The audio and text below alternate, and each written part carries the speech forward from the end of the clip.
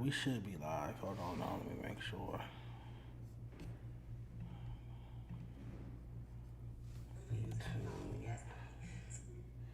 Damn, I had her makeup done the other day, huh? She did her makeup right before. Or just maybe a no jumper. She's like further away so you can't see it. Yeah, she did her makeup right before we started last time. But yeah, they got Tam fucked up. We're gonna talk about that a little later in the show. I did not appreciate that at all. Here we go. All right, we are live. Test. All right, let's let the chat warm up. Get some people in here. Palm trees in the chat. If you can hear us clearly. Yeah, you can hear us. Okay, good. Yeah, the Cree, shout out to him. He migrated from yours over to mine. Who? Cree, isn't he on here usually? Cree? Like in the chat? Yeah, Kree. Possibly. I think I seen him last time. Let's see. Palm trees in the chat. Let me see the chat going. Palm trees in the chat if you can hear us clearly. I'm sure you can see us. What's the deal? Time for the Friday stream. Yep. What's the deal? There they come. Okay, there we go. Shout out Yadameen. Now, I was telling him on my live earlier that I was going to be here at 3. Okay. So we get some of those people over here. Cool. That's what's up. Just Went Digital. Shout out to you. You've been clipping. Shout out to you. Top of the afternoon. We're going to let the chat warm up. While we let the chat warm up, why did somebody report the Wednesday episode with me and Tam? And now you got to be 18 or over and sign in to watch it. I peeled it and everything, and they still, for talking about lewd language. I have no idea. They're hating on you? Yeah, somebody was hating. It was doing so well. I mean, the first day we did like 5,000 views, which is big for us. Oh, wow. Yeah. And I woke up the next morning, and you had to be 18 or over or sign in to watch it. And then I checked my email, and somebody reported for lewd language. And I'm like, we talk just as foul as every other show speaks. You know, we cuss on every show. So I don't even think it would be that bad. Right, and then I filed an appeal, and then like 30 minutes later, they're like, no, our decision is final. And so for all of them, or just that one? No, just for that episode. No, the haters are real, man. For sure. Flakko gonna strike your channel if you keep bullying him, Donny. Man, we're gonna get to... I ain't even bully him. Pathetic Flakko. All you did was tell your side of the story. Salute Dejon, shout out Sean Williams. Palm trees in the chat. What's your emoji? I don't really have one. I thought it because Donald Duck, because I've always liked that, but then it kind of makes like I'm ducking or something. No, it's nothing wrong with it. I can see you be with ducks. You wear a lot of earth tones. Ducks in the chat. Palm trees in the chat. Ducks in the chat. We ain't worry about Flakko. We ain't worry about nothing. We're going to talk about all of that in a minute. Palm trees in the chat. I want to see which one of our mods. Just Went Digital, I'm going to mod you up too. I just modded up last Mohican. Hopefully 7 joins us. She's my favorite mod. Keyboard Warrior. We got some cool mods. Shout out to all the mods in here. Yeah, hopefully you guys enjoyed the Wednesday podcast episode. We had to do a streamer style because my videographer is out of town. They're in Vegas. So this week when Tam pulled up, we had to do it like this, which is like, this is for Mondays and Fridays. Wednesdays we be back there and have cameras and all that stuff. So Well, they set it up different? Like they bring their own stuff or something? yeah, the videographers, we got 2 videographers, they bring equipment, like 3 different cameras, and we do multiple cameras and all of that stuff. But they're in Vegas, so we had to thug it out this week. We had a dope episode. It's one of my favorite episodes so far. Me and Tam just sat here for 2, almost 3 hours, potted our asses off, talked about a bunch of different topics. Clearly, we pissed some people back on Figg off. We're going to talk about that. They're making calls on Tam. XYZ threatening Tam. We're going to talk about that in a minute. I know you got to give us the scoop on what's going on with you and Flakko. But before we get to that, I see a lot of palm trees in the chat, ducks in the chat for Donny. Haters going to hate. Shout out to Sean. 7, I'm driving, but I'm here. Shout out to 7, the best mod in the world. You got a good Christmas gift coming from me. Hey, pass me that bag. I want to show. Oh, he's not paying attention. I I want to show Donny this brand gifted us, and I'm not sure which can show. It's Valley Side 818. Shout out to Valley Side 818. They shot some hats, some merch. No, shout out to the SFB. Yeah. That last week when I seen it, I was like kind of peeping it, and I was like, I didn't realize that you'd be wearing something shot in the Valley out. Yeah, my first 2 apartments was in the Valley. You need to get one of those Inglewood hats that Munch should be wearing. I don't know about all of that. What's on the front of it? Does he just have the back embroidered, or does he have a logo on the front? I don't know. I did see him wearing a burgundy Inglewood hat though this week. He has them like in every color so far. Call Lush about Donny's situation. We're going to end up calling Lush a little later because we got to talk about Lush's crash out. BOF finished you today. You guys say that every week. Smacc said some homophobic stuff, but stay tuned because I'm pulling up the screenshots of Smacc, Smacc from 5-1 Troubles, liking and following a tranny on Instagram. I'm pulling up the screenshots of Smacc from 5-1 Troubles, Crip, following a tranny on Instagram and liking the tranny's post, booty on the sink, studio on the sink, smack the boss in the likes. I'm pulling that up momentarily. Before we get to all of that, how was your week? Happy Friday. Oh, good. I mean, I'm just chilling. I'm waiting. I stopped smoking because I got to pass this drug test, the federal drug test to start the CDL school. So that's been like my uphill battle. I already finished all the classroom work. I just got to pass the drug test so I could take the 50 behind the hours test and finish that off to get that license. And just been working on the YouTube, man. That Flakko thing parlayed into something else, so now I'm monetized. Okay, that's what's up. No. That's definitely going to bring some traction to the... how many streams did you do this week? Every day. I try to go Monday through Friday, 9 to 12. Okay, man. In the morning, because that's like my slot, because everybody else goes in the afternoon or... And then since, worked at No Jumping, I really ain't got no hard feelings over there, so I try to be off by 12 or at least go right till they start the news, so and then watch. I tap out, okay. And then I go to the gym, and then I got to pick my kids up from school. And... Don't say that word here. Don't say that. We don't say that word here. We don't say the G word here. That's what's up, though. That's good. My week was solid. Like I said, we did the podcast / stream with Tam Wednesday. I was up here Monday, I believe. Just been going through the photos for the LA Freshman cover. That drops on Monday, might drop Tuesday. Hopefully I have a fun weekend. I want to go out, I want to smoke some hookah, I want to go have some drinks. Any games this weekend? Who's playing? Rams play on Sunday. Who are we playing? Cardinals. Don't they have a bye coming up in the next couple weeks? We already had our bye. Oh, did they? Because weren't they talking about Stafford and Nakua getting a break or something? Puka? Puka Nakua? He's a Okay. beast, huh? Yeah, I fuck with Puka. I think that's like if they could make the playoffs, like if they get that first round bye. Oh, then they'll just let him rest? Yeah. Oh, that makes sense. Yeah. 7, I know you're driving, but go ahead and kick Always Brazy out my motherfucking chat. Dejon eats sausages is pissing me off. Let's go ahead and get them out. Don't time them out. Go ahead and kick them out. Boot them out. Dub chat interaction outside of that, though. You guys can say what you want, but don't say that I eat sausages. I'm tired of homophobia. If you ever get sponsored by an energy drink, hook it up with a case. I know a guy named Ryan and I know a guy named Travis that work at Monster Energy, so I possibly could set that up. I have had product placement. Mustard Energy? Like DJ Mustard? No, Monster Monster. Energy drinks. Oh, that'd be They dope. have. I've been to their office / warehouse out in Orange County before. Shout out to Ryan and Travis. Will Lush side with Donny or Flakko? Lush my guy, though. Lush my guy. Yeah, Lush is our guy. But everyone's blowing out of proportion. I don't even think I said anything that crazy. And it's like a lot of people don't realize that the live chat is the one I'm talking to and I feed off my chat. Like I conversate with them most of the time. Right.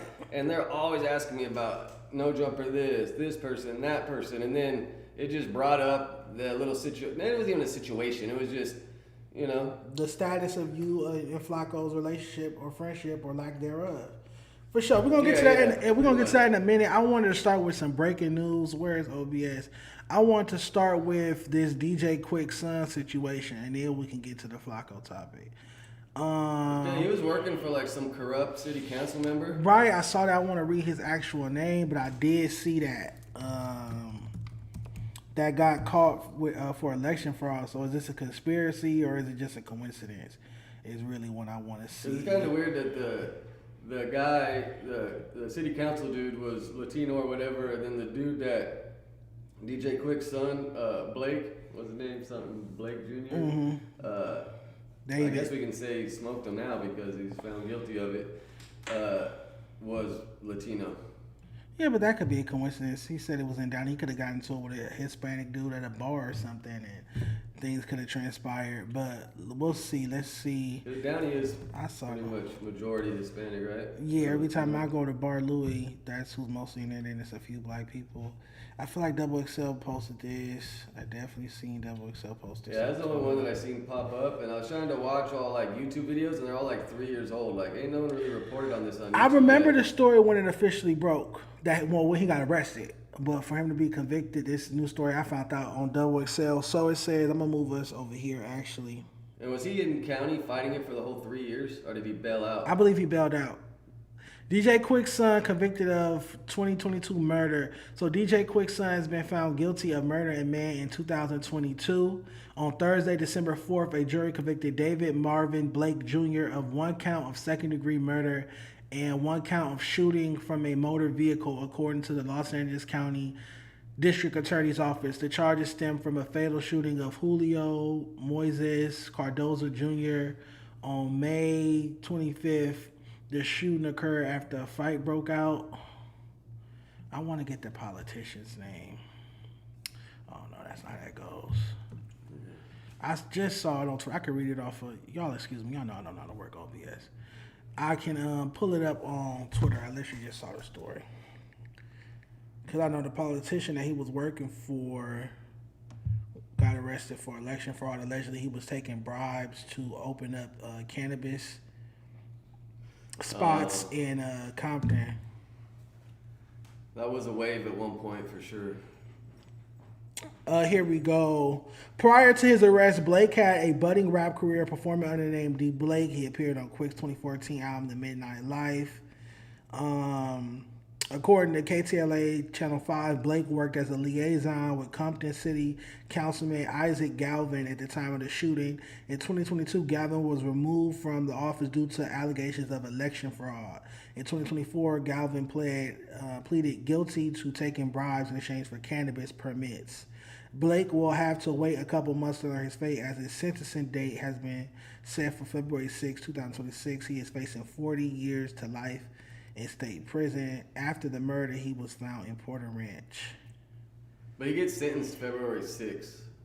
So, I mean, he'll probably get the 40, but he goes sentencing February 6th. So what are you thinking? Are you thinking conspiracy, or are you leaning more towards coincidence and he just so happened to be working for a crooked politician? I mean, I wonder where that politician lived. Like, did he live in Compton or did he live in Downey? Oh yeah, was he a councilman for what district? What part of LA was he a councilman for? Like, Didn't they say Compton? Did they say Compton or did they say Los Angeles councilman? Well, he was taking bribes. Oh yeah, Compton City Councilman Isaac Downey's Galvin. right next to Compton, kinda, right? Yeah. Next, like one of the next to the Paramount, Downey, Lakewood, Bellflower, yeah. Linwood. I don't know. Again, I'm not an investigative journalist, so I don't know how to necessarily like piece together all these things. This is like playing a game of Clue to me. It's possible, but I don't want to just say, oh yeah, it got something to do with the politician, because like I said, he could have just been a liaison, which we got to talk about that. What does that mean, him being a liaison to a councilman? Like a middleman? Your father is a world famous, iconic musician, and then you work as a liaison to a city councilman. And trying to rap. And you have a rap career. Those two things don't necessarily go together. Who are you, Yo-Yo? And yeah, it's just, I don't know, it's kind of far-fetched. To me, it just seems like maybe he was out, got into it with the wrong dude, used his firearm, killed them. He said he shot the guy and drove off. Like, is the conspiracy that he shot the guy on behalf of the councilman? Like, maybe the guy was about to rat or something on Isaac Galvin, and so DJ Quick's son goes and off him. But ChatGPT's on average, a liaison makes $72,000 a year. A liaison So that ain't makes a bad 72. job. No, It sounds important. I just don't. What are the duties of a liaison? Let's ask. Probably like an assistant, or like someone Assistant that, like, making $72,000 a year. talks like business, or like all these people that want to do something. They go through the liaison. He like puts it together and then talks to the council members, so it kind of protects him from having to talk to everybody. Okay. Then that makes sense. Now you make sounds like he's like a damn diplomat or something, like a representative. Like, okay, I'm gonna go talk to these weed people, these weed dealers, and I'm gonna like finagle the situation. They're gonna give me the bread, and then you pass the permit, and I slide you the bread on the back end. I keep my cut. Okay, now it makes sense. Basically a middleman. A middleman liaison. Okay. I'm following this conspiracy theory. I like this. But it's just weird on YouTube when you type in his name or DJ Cook's son. Ain't nothing really been posted in 3 years about it. So I remember this story. It came and went. This story came and went. I remember when it first hit, and then I definitely didn't keep up with it. I didn't see anybody else keeping up with it. Chat, what do y'all think? Is this a coincidence or a conspiracy? Some people saying conspiracy. I can never give up. Please love me, Dejon. I like you. I can never give up. I like you. I'm not really a love person. Dejon be on Yaz Yerna. Dejon, make me a mod. You get a little too freaky to be a mod. My mods have to time out freaky people. West Coast Chili, they gonna max him out. It's over. Dejon, years, bro. The Olympics will be done and gone. Well, I guess it killed somebody. You murdered somebody. Different. Galvin, this is 7. Galvin, who served on the Compton City Council from 2013 to 2022, was indicted on federal charges, including bribery and honest services wire fraud. Prosecutors allege he paid bribes in exchange for favorable votes on marijuana permits in a nearby city, not even in Compton. How much time did he get? Right. That's a good question. Separately, Galvin and others were charged with conspiracy to commit election fraud related to a 2021 local election. The allegation non-residents were registered illegally to vote at a candidate's something. $2 from user with a bunch of numbers. Smacc failed to gaslight Munchie B to turn on you and Tam. Well, shout out to Munchie B. Shout out to Tam. Fuck Smacc. Like I said, later in this show, we're pulling up the screenshots on the big screen of Smacc from 5-1 Trouble Crip liking and following a transgender porn star on Instagram. Seems like every day you wake up to a rapper liking some new transgender. Yeah, because they got peso this week. They got peso this week. Oh, you know me. I will. Are they just scrolling through there, tapping as they see, or like what's the deal, man? Because before you should know by now to stop, look, and if you're really curious, go look at the page before you start liking anything. You don't say. And so it's different between just liking a tranny's post, following a tranny, and liking multiple posts, which means over time. They didn't post all those posts in one day. That means it's a gradual process, which is what is the case with Smacc. So that lets me know that you're interested in trannies. Sausages in the chat. What does that mean? Let's stop that. You know what that means, Dejon? No, I don't. We're going to be timing that person out. 7. Time Warren Villa out. I'm almost 7. I'm almost home. And you probably have that word blocked in your thing, so they're putting the W in front of it. Yeah, let's make sure. You have to block that word next. What word?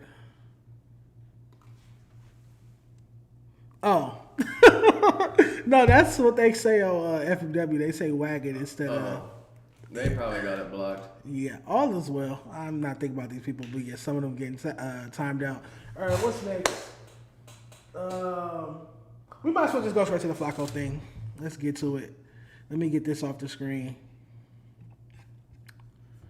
Dude. No, I do not want to move that. All right, Donny, what's the deal? What happened between you and Flakko? Because it's all over the Reddit. That's how I found out about it. No, shout out Just Clips. Shout out Just Clips and Point and Shoot, because once they seen it, they both shouted me out, and then I got monetized, and I got like 300 subs just from that incident. So can't be mad. But Flakko reached out after he found out. Someone posted in the Reddit, and he called me, and he was just like wanted to know the scoop. And bro, it's all love with Flakko. It ain't really that big of a deal. But then after we got off, I was like, you know what? Let me fucking. And I always give everybody an out. I'm like, if you don't do it, it's all good. But if you do, fucking, can you shout a player out? At that point, I was like at 840 subs. I'm like, I'm trying to get monetized. And then it took him a week to like answer back. And then he answered back late at night. He's like, for sure, I got you in the morning. Okay. Morning comes, no shout out. Like 3-4 days go by. And then I text him because you know when they're saying Sharice left loose cannon? Yep. So, you know, Flakko used to talk to her all the time. So okay. I just hit him. I'm like, hey, you talked to Sharice? Is any of this true? And then no answer. So then a couple days later, someone in the chat asked me about Flakko. And then I was just like, I don't know, man. He like hit me up saying if you need anything, whatever, hit me up. So then, you know, I was like, hey, bro, do you do shout outs? But I always give everybody an out. And he didn't take the out. He doubled down and said, yeah. And then nothing came. So it's like really no hate, but it's like, just, you know, that little comment though got just clips and point and shoot talking about it. And even like with Lush, like I was talking to Lush yesterday because you know Adam says he got some big news coming. Yeah, which I think it's Drake, but go ahead. That seems what everybody seems to think. But I was talking to Lush and I even asked him, but I gave him the out before, like, hey, I know if you don't want to say anything, it's all good, but I gotta ask. And then Lush was like, I'm gonna take the out on this one. And it's all, you know, like all you gotta say is like, oh, I just don't do that. Right, And I effective actually respect it communication. because if someone does that, especially if they're not going to pillow talk about somebody else's business, then you know most of the time they're not going to talk about your business. Okay. You know? But yeah, that's all it was with Flakko. And then, you know, just clips and all them were like, oh, because everybody hates him anyways. So anything they can do to make a video about him, they're going to run with it. Which in return, it helped me, really. But let me say this. You were, and I'm over here jotting a few things down, like the words character and spat on. You was expecting somebody that got spat on camera, that let a grown man spit in his face, and he didn't get physical with the gentleman. You was expecting him to be a stand-up guy, like you asked him to do something, and you thought his word, when he told you he was going to do it, his word meant something to you after you watched him get spat on? Because to me... No, for sure. But it was like after he called me, so I'm like, you know what, let me just check the temperature, see if he really got my back like he said he does. And then that's why I kind of let that go. And then I reached out to ask him, hey, is this true about Sharice and Luce? Right. And he didn't even answer for that. And I'm like, so now you ain't answering for anything. And but you told me to hit you up or stay in touch. Right.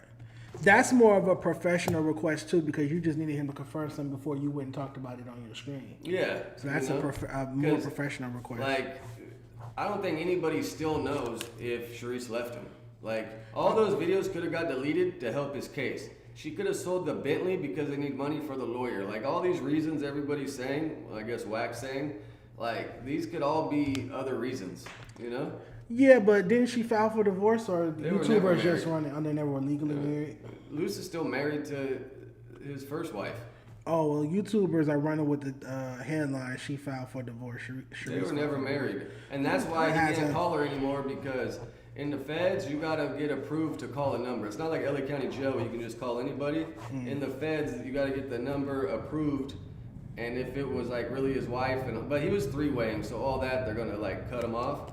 But she couldn't even go visit him because in the feds you gotta be, I think, a actual family member to go visit. Not everybody can just go visit.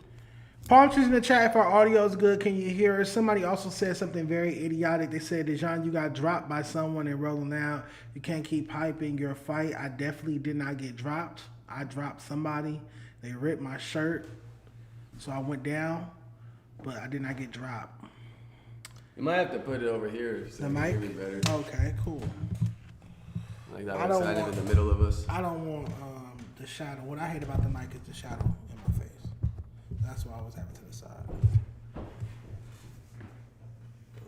Like I'm dark skinned, so I need as much light on my face as possible. Back to the Flakko topic.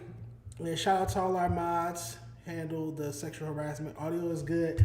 Flakko got spat on, man. So I don't understand why you guys expect him to be stand up. I made that mistake of thinking Flakko was a stand up individual. Like I told you, when he called me and told me to sue Adam, sue Josh, sue No Jumper, I thought he would stand on that. So when I said it out loud and he reneged and was like, I never said that, that was me making the same mistake you made, thinking this guy could be a man of his word. As a man, if you say something, you're supposed to own it. Like I said it. As a man, if you agree to do something for your homie, you're supposed to do it. But I'm just learning that Flakko's character is not like that. Maybe it's a Liberian thing, though. And I wouldn't even, if he would have just never answered back, whatever. But to answer back and say, yes, I got you for show, and then not, is just a little crazy. You know, like, why even call me? Like, I would never tell someone I got your back, hit me up for anything if I don't mean it.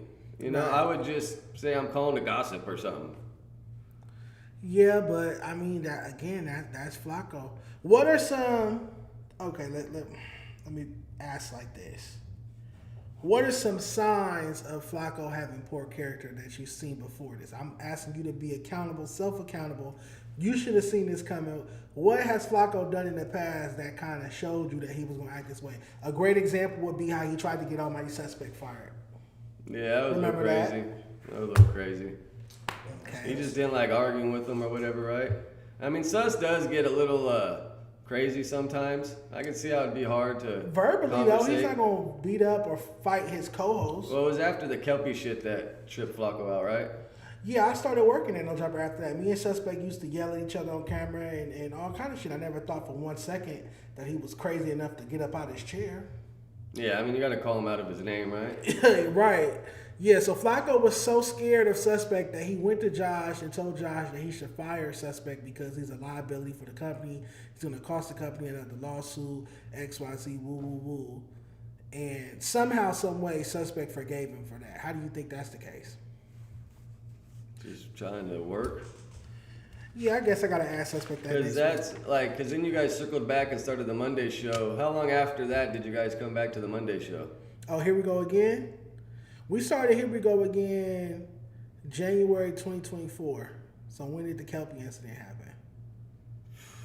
2023, like late 2023? Yeah, because I wasn't in there. Riley was still doing the boards for that. I was at my desk when that happened. Somebody asked Donny, why did Adam call you a drunk on his live stream? I've never seen you drunk. He ain't talking about me. No, he wasn't talking about Donny. I've never seen Donny drunk. If anything, he was talking about his biker homie. He has another friend named Donny? Well, that dude, no, what's his name? Steven? Not Steven that works there, but Stevie. He was like badass on BMX, and they ended up like getting arrested for beating his girl last month. Ah, And that might have been the same live stream, and they probably just got it twisted because Stevie drank a little too much. And that fool was really good at BMX and could have been the next great, but he couldn't put down the alcohol. and he got into a domestic dispute with his female, with his Yeah, partner. he was Oh, he in pulled jail. a rich trapper.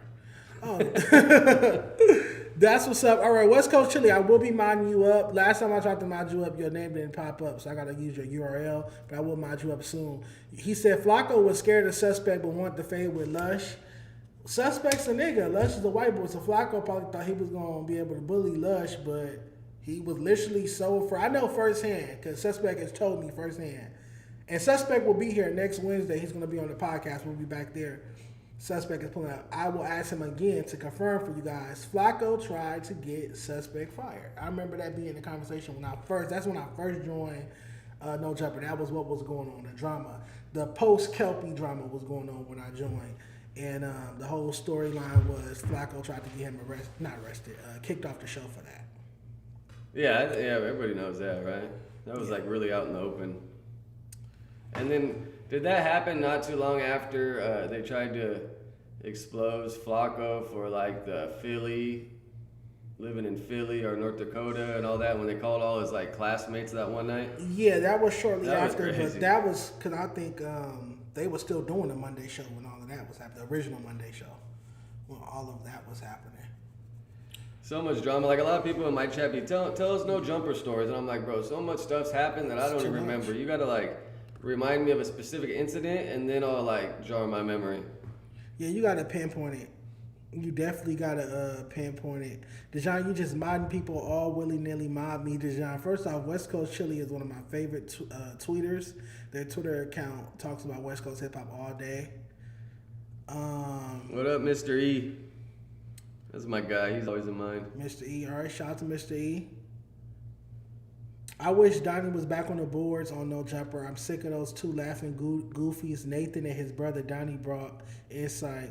Josh, lame ass, gotta go too. How do you feel about your replacements, Nathan and his brother, whoever those people are? Well, I think it's mainly Nathan. I don't think Steven does it too much. But, I mean, I kind of seen it coming when Nathan started doing the news.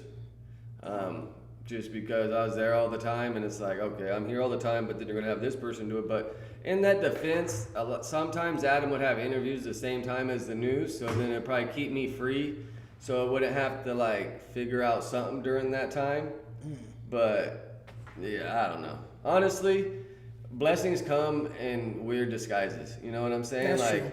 I could have stayed there and been getting the same, not really figuring anything else out. I mean, I could have been working on my own live stream, but I feel like I'm on track for something better in the next 6 months, probably making more than I was there with way more freedom, you know? Because even on my live stream in the morning when I was still there, I would just dance around a little bit instead of just saying how I feel, because I don't have to worry about seeing people and then hear their bullshit or running into people, you know? What's your take on one? They say like Nathan's like 19 or something like that. Is that true? Yeah, he's a youngster. What's your take on yesterday the No Jumper show? I'm trying to find it in the Reddit. It was originally like the title was Massacre. Oh my God. You know what I'm talking about? It said Diz and Moron or something. and Marino instead of Mano. Lord, please let it be in this damn Reddit with my bestie ass. But most of the time, Adam group chats the title, unless it was the news. I'm not really sure who does the news titles anymore, but the No Jumper show, Adam group chats and says this is it. So, and he wants people to copy and paste what he puts. For Thursday though, for the Thursday show, you think Adam sent this title over? No, he's mainly like worries about when he's on there. Yeah, I don't think this is for the Thursday show. I wanna. How long did it take him to fix it? Till after the show. Because I watched the show yesterday. Obviously, I'm supporting Tam, and supporting Tate, and supporting Lush, and supporting Suspect. So I've been watching that Thursday And that show. just means that either Josh didn't know who the hell they're talking about, or Adam didn't see it, or, I mean, yeah, but that's a little crazy. Like, bro, you don't know who Daz Dillinger is? Clearly, he didn't. Oh, shit. I got to scroll all the way down. And then who was the second person they were talking about? Mano. Oh. They said Marino. Yeah, you could tell they're either young when they don't know who these people are. How do you scroll down? Oh, it doesn't let me scroll down on Reddit. Forget it, guys. Forget it. What do you think of the Daz and Snoop beef? Not me deleting the wrong thing. Hold on. I deleted us. Yeah, you gotta get a second monitor. It'll make all this a lot easier. Yeah, well, I brought a TV stand, and I got my TV, and I brought an HDMI cord. So I just got to put that TV stand together. Oh yeah, you'll And be I bought good, because an then you can just adapter. swipe, and then you can put that screen over there, open the web browser, and then you can just do it all on that one, and then when you want, you can just click it over there and then go to it, instead of going back and forth. Absolutely, because right now I'm very analog. You asked me what was my take on these Snoop Dogg versus Daz Dillinger back and forth. Yeah, you see now cocaine's getting involved. Yeah, Cocaine said he's never received any royalties for any of his work during that era, the G-Funk era. Shout out to Cocaine. That's somebody I really want to interview.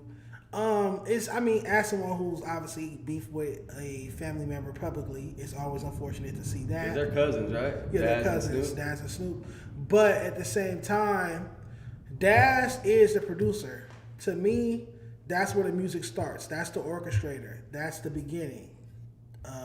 That's the person you should take care of first. I feel like the producer should always be taken care of. We all know he did the hits, the Tupac hits, the Dog Pound beats, the Snoop Dogg beats, the Chronic album. Pay that man. And I don't care if there's no split sheet. Y'all wasn't doing split sheets back then. Y'all was handing niggas $10,000, $20,000 cash for beats. That does not equate the millions and millions and millions and millions and millions of dollars you guys have generated. Snoop should pay that man. Come up with a moderate number. I'm not saying he got to get half. I'm not saying he got to get any of that. But if you about to sell all the catalog for $1 billion to Universal, cut that man $10, $20 million. Move on. Some. And Daz was part of Aftermath, and then they all migrated to Death Row, right? No, Das was a part of Death Row was before Aftermath. Aftermath is what Dre started after he left Death Row. So it went Ruthless with Eazy-E and Jerry Heller. Then Suge got out of that contract. They started Death Row with Harry O's money. And then once Suge started fucking Dr. Dre's baby mama Michelet, and Michelet was alleging Dr. Dre was gay, she caught a man in their bedroom. Then Dr. Dre left and went and started Aftermath with Jimmy Iovine. And he went and signed a bunch of New York artists. The Firm with Foxy, Nas, AZ. He signed Eve. He signed a bunch of New York artists. It didn't work out. It didn't pop off at first. And then he had to link up with Snoop Dogg and do Chronic 2001. That's why Daz isn't on Chronic 2001. And obviously Eminem saved his career. Donny, I think Dejon kind of thinks you're cute. Donny's white. You know, it's funny. The comment I thought was funny last time was they said we're like Rude Jude and Lord Sear. Who the fuck are those people? From Shady 45, the talk show. I gotta go. It's kind of like I know the platform, but Rude Jude and Lord Sear. They used to have a talk show and then they had a falling out. So they used to have a talk show that was 3 hours together. Then they had a falling out. So then Rude Jude had like an hour and a half or 2 hours, and then right after that, Lord Sear had his own channel. I'm pulling this up on the screen, man. Hold on. I want to find out which picture I want to use. Yeah, I know that shit was comedy.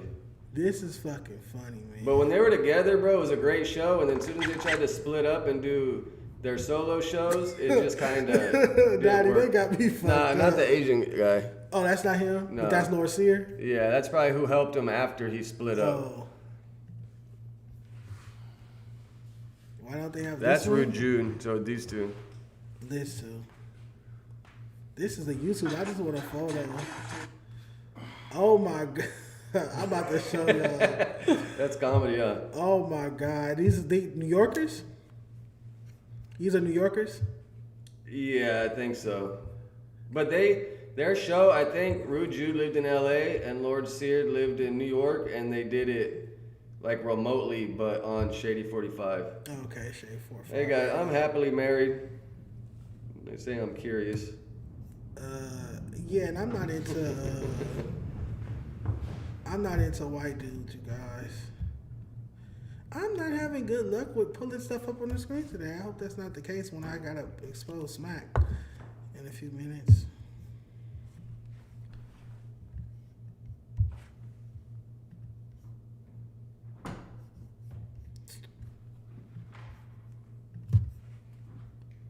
Here we go. I'm just saying that's Justin Timberlake. No, it's Rude Jude.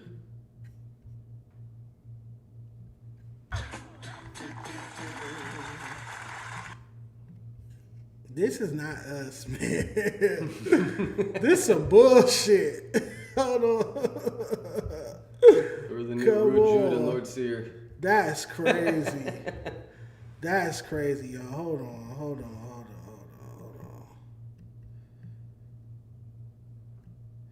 That is crazy. I'm trying to do a side-by-side comparison, y'all. Hold on, man. You know who they are? He definitely don't know. who Rude these Jude and people Lord are. Sear? I know who Rude Jude is. This is crazy. I don't look like this nigga. This nigga No, is just short. white and He's black. fat. Double That looks like you, chin. bro. That looks nothing like me. I That weigh looks like 175 pounds. I'm petite. If you grew the beard, I have very little facial hair. His eye is all mushed up. Yeah, that's you, bro. Y'all both got that mush little thing going on. He got rosary on his neck. Like, what are we talking about? I'm gonna go check out their content, y'all. That's funny. I don't know if they still make content. Not like their old content. Yeah, I'm their gonna old- watch their old videos and stuff like that. They might. I haven't listened to satellite radio in so long. Once like 4G got decent. When 3G was out, you needed satellite radio.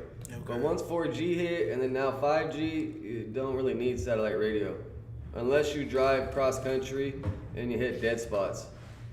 When y'all take that pic, you got us like that Robin Big. Oh man. The Rob Big one's kind of funny, but Big's a big ass dude. Yeah, like I'm towers over small. Rob. Yeah. No, I'm not attracted to white people, you guys. Dejon, why are they saying you're gonna backstab Tam? You always comment something negative in my chat. I'm gonna just stop reading your things. I love Tam. She's solid. Salute to Tam. She's been holding it down. I have nothing. I think Tam's channel will do better because I finally, when you guys were talking the other day, I heard it, so I went and looked it up. Yeah. She needs to get a camera rather than like doing the voiceovers. Like voiceover work? Like that's most of her channels, like voiceovers. She needs to like get a camera on herself and then, you know, like the live stream setup or like her in the corner then reacting. I think that would do way better because the voiceovers are a little tricky and it's like kind of like short form content. Okay. Or not short form, but the shorts or whatever. Dejon loves sausages is not the username I think you should have in my chat. Let's time them out, please. Tam is hard to look at sometimes. Tam is beautiful to me, but then again, I don't like females, so maybe to y'all she's ugly. To me, she looks good. Nothing wrong Yeah, I with mean, how she Tam ain't looks. bad. They're just trying to hate. Tam's a solid 8 to me. So, but what do I know about women? All Today right. she had her big old knee-high boots on. Yeah, she looked good on the Thursday show. I liked her outfit on the Thursday show. Oh, yesterday, right? Yeah, yesterday, yeah. I get my days all mixed up. All right, before we wrap this Flakko topic up, if he's listening, what do you have to say to him? Just don't tell someone you're going to do something and you're not going to do it, you know? Especially when we worked together for so long, we were cool, we chopped it up. Like, you should have just said, no, I don't do that. Instead of, like, feeling like you have to say yes and then not do it. You know what I'm saying? Like, because I always, bro, if I know I'm asking something, I always give the out because that almost protects me from, like, feeling some type of way. Okay. You know, like, if I give you, if you don't do it, it's all good. But if you do, can you? Then that's me leaving it open to say, nah, I don't really do that. Right. And I've never seen Flakko shout somebody out, so I didn't really expect it, but you call me. I didn't call you. You called me. But at the same time, Flakko's an inspiration, bro. I seen that fool go from nothing to something in 3 years. You know, he gives all of us, I think, the thought like, oh, we could do it too.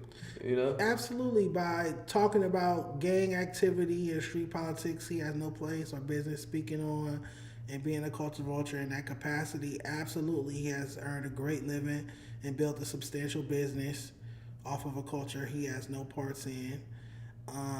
That's lit. That's dope. Him and Adam have that in common. Let's reply to Back on Figg. So Back on Figg, basically, Smacc has been going back and forth with TF3rd, but when TF3rd called out Smack's fade, Smacc got real quiet.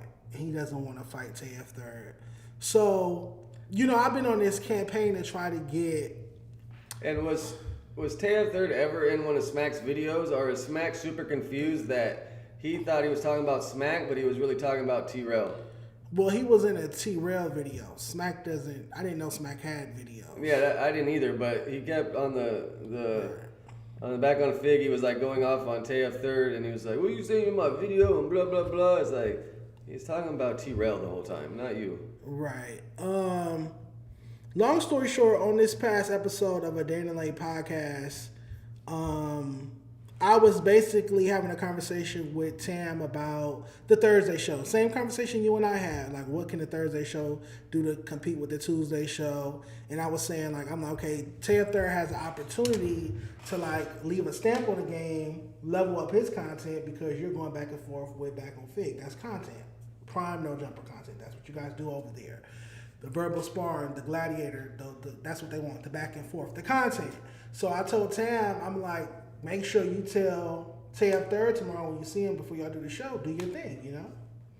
And obviously TF3rd, his candor was like different. Like, he didn't crash out like Lush did. We're going to talk about that in a minute. He was just like, do you want to fight, yes or no? He kept it gangster. Nonetheless, because Tam inserted herself in the situation, just with that conversation we had, I guess, we got to listen to this clip. They disrespected Tam on Back on Figg earlier. Can you cut that off, please? No, was she giving him a hard time about T-Rail's arm and Smack's foot? Yeah, she said some things about them being handicapped and they get to park in the handicapped spots. And she said, is this going to make me have beef with Heather? And I told her that I don't have a problem with Heather, but if her and Heather were to have a back and forth, I feel like Tam is more intellectual than her. All Heather's going to do is like, oh, I got more money than you. I got more businesses. But if you look them up on YouTube, who has a bigger YouTube channel? Isn't that the game we in? We're not in the, sure. We don't have clothing lines. We in the YouTube podcasting space. Tam has way more subscribers and way more viewership than Heather does on her YouTube.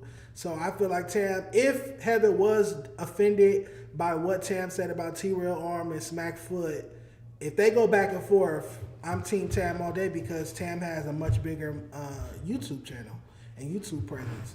But let's check out what Smacc and T-Rail had to say before I expose Smacc for following the trainee on Instagram. Yay. Like it is technically Smacc, huh? Yeah, I'm speaking from I think that's what they Does need to get sanctions too, bro. She got to catch this fade. Who? Heather, I need to sanction her to the board.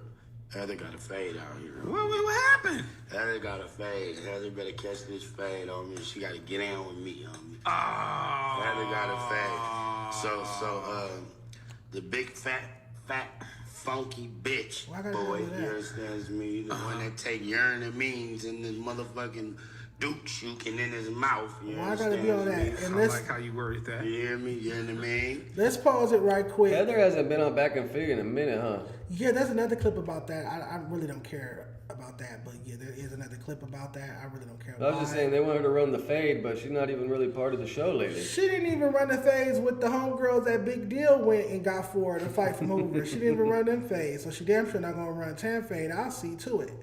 And more importantly, you talking about I like dick, I like uriners, I get fucked in the ass, woo, woo, woo. Smacc. Isaiah Rashad is on camera sucking dick. You're a homie from TDE. You're from TDE, right?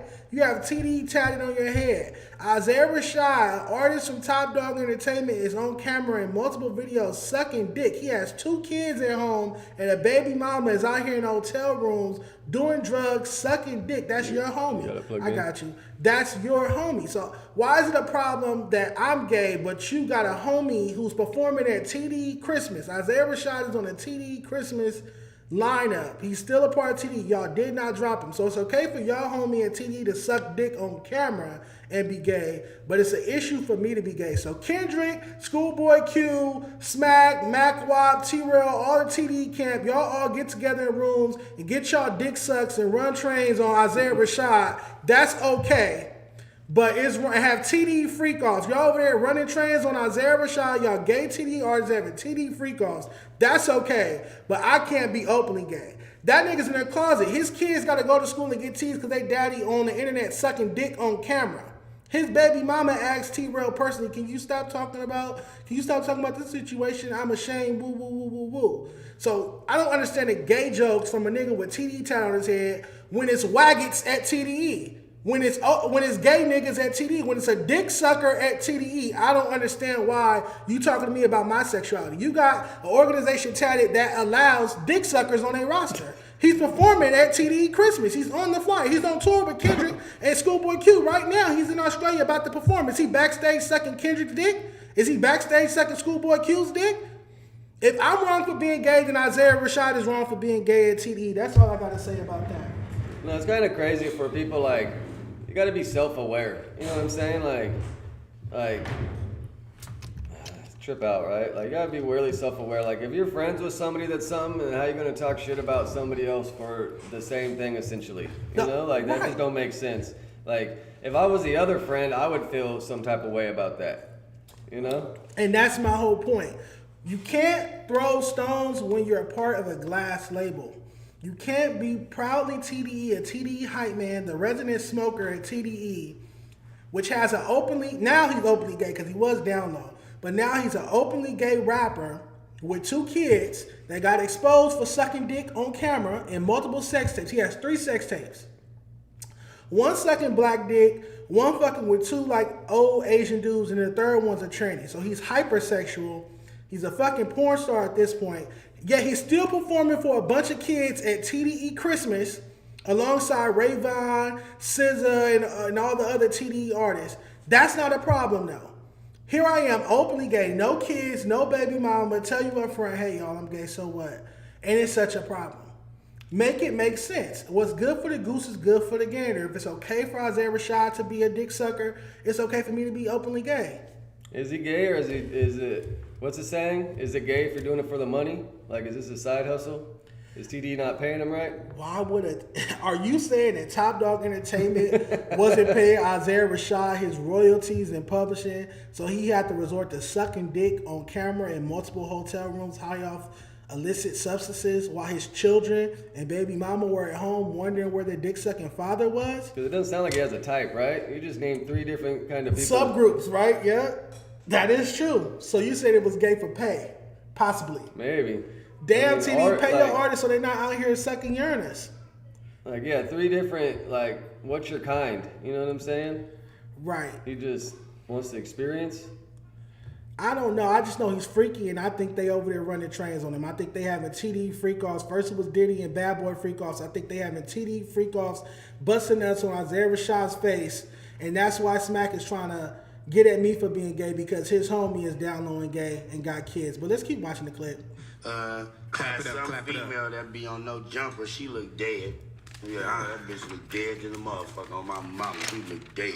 Okay. Bitch look like they went and dug her out of the motherfucking Inglewood Cemetery, put makeup on this bitch, you understand me? Okay. So she got on the dude platform.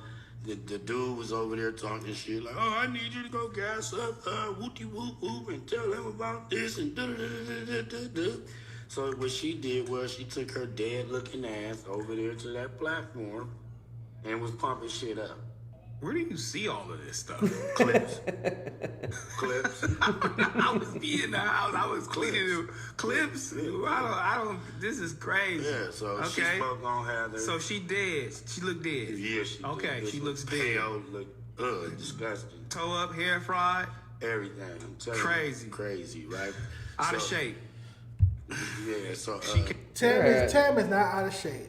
No, her hair ain't like fried. Like it's all flat. It's natural. She's not wearing a wig or a weave. It's her naturally grown hair. Like fried means like it looks like you just woke up, right? Or am I? To me, confused? fried mean just look like a smoker, like what Smacc would look like with a wig on, or like what Smacc mama probably looked like. Like when they or use Smacc the grandma probably straightener look like. type thing. No, when I hear fried, I think of how a smoker looked, like Wanda from. Like the hair's kind of bumping up and not all what's smooth. that movie with Ving Rhames? Holiday's Heart. You ever seen Holiday's Heart with Ving Rhames? Alfred Woodard. Like I'm just thinking when you say fried, I'm thinking of like Smacc with a wig on, like how Smacc mama looked. Or when I think of a fried bitch, I think of Dough Girl, aka Dough Boy, Smack's fat ass boyfriend / girlfriend who looks like a hermaphrodite. We got matching double chins. That's what I think of when I think of somebody fried. I think Tam is a beautiful, attractive, well-presented, presentable young lady. No, yeah, it looks like she takes care of herself for sure. Like yeah, probably not vegan or eats healthy, eats clean. She rarely drinks. You feel me? Like Tam got it going on. She does smoke though, huh? Yeah, she smokes weed. She likes weed, but like that's I said, not bad. Tam got it going on. Yeah, she made fun of you guys for being handicapped, so you're allowed to make your jokes back. And she's a grown woman. She'll be on the show Wednesday and can defend herself. But this is my homegirl. She's my co-host, and it's not going down on my watch. So because you did that, I'm going to finish playing this clip. But then we're pulling up the screenshots of Smacc from 5-1 Trouble Crip, following and liking a training. Let's keep going. Can't breathe either. So, the dude pumped her up to go on No Jumper, you feel me, and say all the bullshit, but she was speaking on Heather too, though, you know what I mean? Okay. So Heather needs to catch that fade. Also, Heather need to get at her. Yeah. Like I said, and shout out to Heather, because when I pulled up the back on Figg, she gave me Wingstop and she had some fish. So shout out to Heather. But Heather is still ducking fades from Big Deal's homegirls from Hoover. So how the fuck is Heather gonna run Tam's fades when she already got fades that she's ducking and running from? What did Tam say about Heather? Excuse me? What did Tam say about Heather? Tam said that she saw Heather at a Gunna concert in the restroom, and she asked me, she said, because I made these handicap jokes about Smacc and T-Rail, am I gonna have beef with Heather? To me, that's not talking shit. That's an inquiry, an inquisition. Like you just asking, like, am I gonna have beef with her because she's the female over there because I just cracked these jokes about Smacc and T-Real being handicapped and parking in a handicap spot. And I was like, I don't know, but I feel like if y'all did have a podcast beef, because I know it's not going to get physical, because like I said, Heather been turning down fades from other bitches, you could, like, I feel like Tam got her. If they sat on mics and talk shit about one another, I feel like Tam got her. I feel like Tam is more articulate, more intelligent, and she has a bigger YouTube channel than her. Heather just needs to be like, hell yeah, I use that parking spot. No, T-Rail and Smacc need to be like, hell, well, Smacc don't even have a car. We saw him on the bus. You reacted to that. What was your thoughts on him driving the bus the other day? Well, I took Adam's word for it that he took it all the way up to Woodland Hills for back on Figg, but he said he just took it like 10 minutes around the corner to get to his bike. He had to take a bus like a J-Cat smoker. Yeah, I mean, yeah, I probably would have took the Uber personally. Yeah. That's because you couldn't afford an Uber. You don't spend all your money on crack rock cocaine like this individual does, clearly. All right, it's screenshot time, y'all. Y'all know what time it is. Enough of the play. It's screenshot time. We're going to check the chat, then I'm pulling up the screenshots. Yeah, I'm so lucky I'm married. I ain't fishing on the internet and liking some trannies pictures.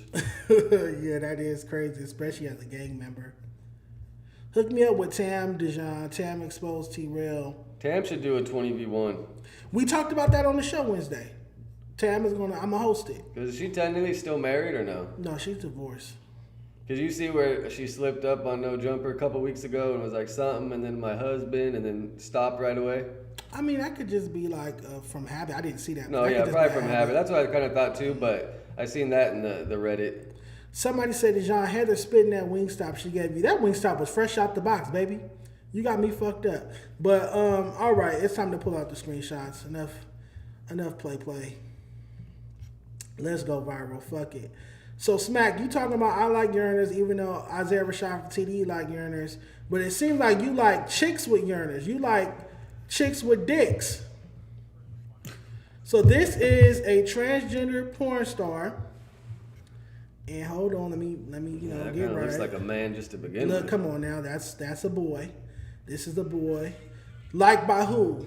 Mm-hmm. Smacc the boss. Smacc the boss. Hold on. Smacc the boss. How do I want us in front like this. Hold on, y'all. Don't worry about nothing. Like by who? Smacc the boss. That's not enough, though. That's not enough. And the Smacc need glasses? That'd be my defense. Like, bro, I didn't have my glasses on. Oh, okay. I can't see shit. No, he said this is his cousin. Because I've already exposed this. But he denied it. He said this is his cousin. Smacc has a Asian, Latina, transgender cousin named Larry. He said this is his cousin Larry, followed by Smacc the Boss and some random producer from LA. West Side Trophy, man. Smacc the Boss. Studio on the Stink. This is a man. This is a boy. Yeah. This cousin is a boy. By marriage? Yeah, I guess. This ain't his motherfucking cousin. And you ain't liking your cousin studio picture on a goddamn sink. Smacc the Boss. A freak. Yeah. 5-1 Trouble Crip. Smacc the Boss. Caught liking the tranny. What Flakko say? This is bad. Yeah. I wonder what Big Deal got to say about this. This is bad. So you want to talk about people liking uriners, but you like chicks with uriners. Or want to be chicks with uriners. You like to feel a little stick. That's why you with that manly ass bitch, Doughboy. Sicko. You know, it's crazy because, Adam's interviewed a couple of the trannies before, and I had to sit in there and do the switcher, so I learned a little bit. They said when they start taking their hormones, it like shrivels up and becomes a noodle. A noodle? Like small, like just they don't get hard or whatever. Like just looks all like I don't know. I was like, wow, I'm learning too much today and sitting in here. Cooking with the wet noodle? Oh my God. I don't think it cooks anymore because they're taking all the other hormones. This is bad. Honestly, what if he liked the boy? Let Smacc be. Rich Trap like guys too. Listen, I'm gay. That's what I'm trying to say. Y'all just sat here and watched this man get at me for being gay, but then he's following and liking a transgender pictures and photos and content on Instagram. The difference is, one, I'm not into trains. I just like regular niggas. And two, I'm not a motherfucking Crip. I'm not from trouble. I'm not from no hood. I don't feel like you should be a Crip from a criminal organization on Instagram following and liking trannies. SmackDown bad. Lollipops in the chat, unicorns in the chat, trans emojis in the chat for Smacc from 51 Trouble Crib. Do a lot of dudes, gay dudes, like gay, or does a lot of gay dudes mess with the trannies too and gay people, or is it like nah, this is what I do, this is what I do? Rappers and hood niggas like trannies. If you go to any transgender Instagram in LA, you're gonna see the LA rappers and you're gonna see LA gang members in the likes following the transgender page. I can promise you that. No, I see them all pop up too. Yeah, that's who you're gonna see when you go and on that particular page, Smacc and that other producer y'all saw were the two people that was following him that also was following me. And then I went through the likes and Smacc was in a few of the likes. I wonder how many other ones are out there that they like. Smacc like men in wigs, say it ain't so. He likes that yearner. He like to lift up the skirt and see that yearner. That's what turned Smacc J Cat ass on. I don't think it's like a yearner. I think it's like a little yearner. So you're saying that trannies shit is little because they start taking all the hormones, so it doesn't like grow and it starts to like. Well, this is what they were saying when Adam. I forget which one Adam interviewed, but yeah, they say it like not reverses, but like once you have all the testosterone, it just like. I forget who Adam interviewed, but that was a crazy interview, man. They were talking about all kinds of shit, and I was just like, oh my God. I think you gotta say allegedly when you say stuff like that, Donny. You have to say allegedly trans yearners shrivel up, because I think the tranny that Smacc fucking with might got some pipe on her. I think Smacc like the ones with some pipe. He like the ones with a little stiffy. So yes, Smacc from 51 Trouble Crib has just been exposed on a Dan Lane live stream. Y'all can quote me on that. I just showed y'all the screenshots. Do with that what y'all will, hood clip pages and whatnot. Let's keep it pushing. This is low-key still FMW related. What's your take on Lush's epic crash out? Oh, that's when Hyphy Lush is unlocked, man. This is my first time seeing Lush out of character. I low-key want to pull it up. He does it every once in a while, but that is definitely like EBK Lush, Bloodhound Lush. Like the best part when he was like, dude, I'm going to bring 100... brackets and take them to your house. And all I can imagine was him getting signs and filling the bus, renting a bus and taking them all over there and just having them outside the house like protesting. I want to react to a clip of it. Obviously, we ain't going to react to the whole thing. But I want to react to a clip of Lush's crash out. Lush knows how to get the content, though. I got to give him that. There's no shame in his game. Can you turn that down, please? Nobody can hear it. They can't hear it though, it's mics. That's why I said, can you turn that down, please? In English. Okay, man.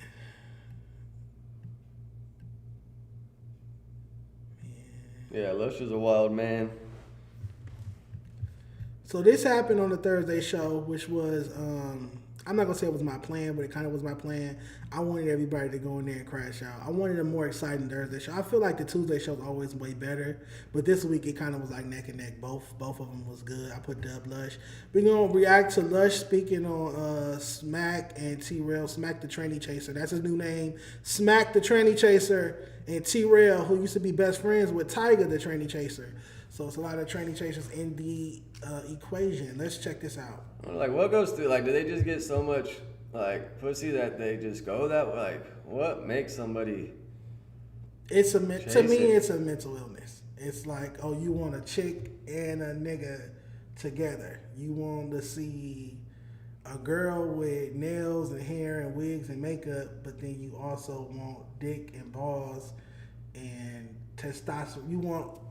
It's greed. Crazy word. Yeah, let's pipe that down. Pause. All right. Imagine hair too. Man. No, I was gonna say they want that and the hairy asshole. Yeah. But then if they take all the hormones, they probably don't grow. Clearly didn't get the Wolverine genetics because your shit still ain't healed. It's looking like this shit. You look like handyman ass. You feel me? And then I would pop it about Smacc, but like. I ain't punching down no more, bro. Like my nigga, man. They're my niggas, man. No, this is my problem with Smacc is he's so fucking stupid that I said good things about him and was like saying like nice things, but his fucking retarded ass brain is so like simple he can't even process it properly. I think he thought I was talking bad about him. But I was like, you know, I literally said, I miss Smacc. We did good content together. He was cool. Yeah, Lush, keep my motherfucking name out your mouth. I was like, I understand that you have like the intellectual capacity of a paramecium. Like a they're all like, what is that? pseudopod, a golden like a single cell organism. A piece, a molecule in a single-celled organism.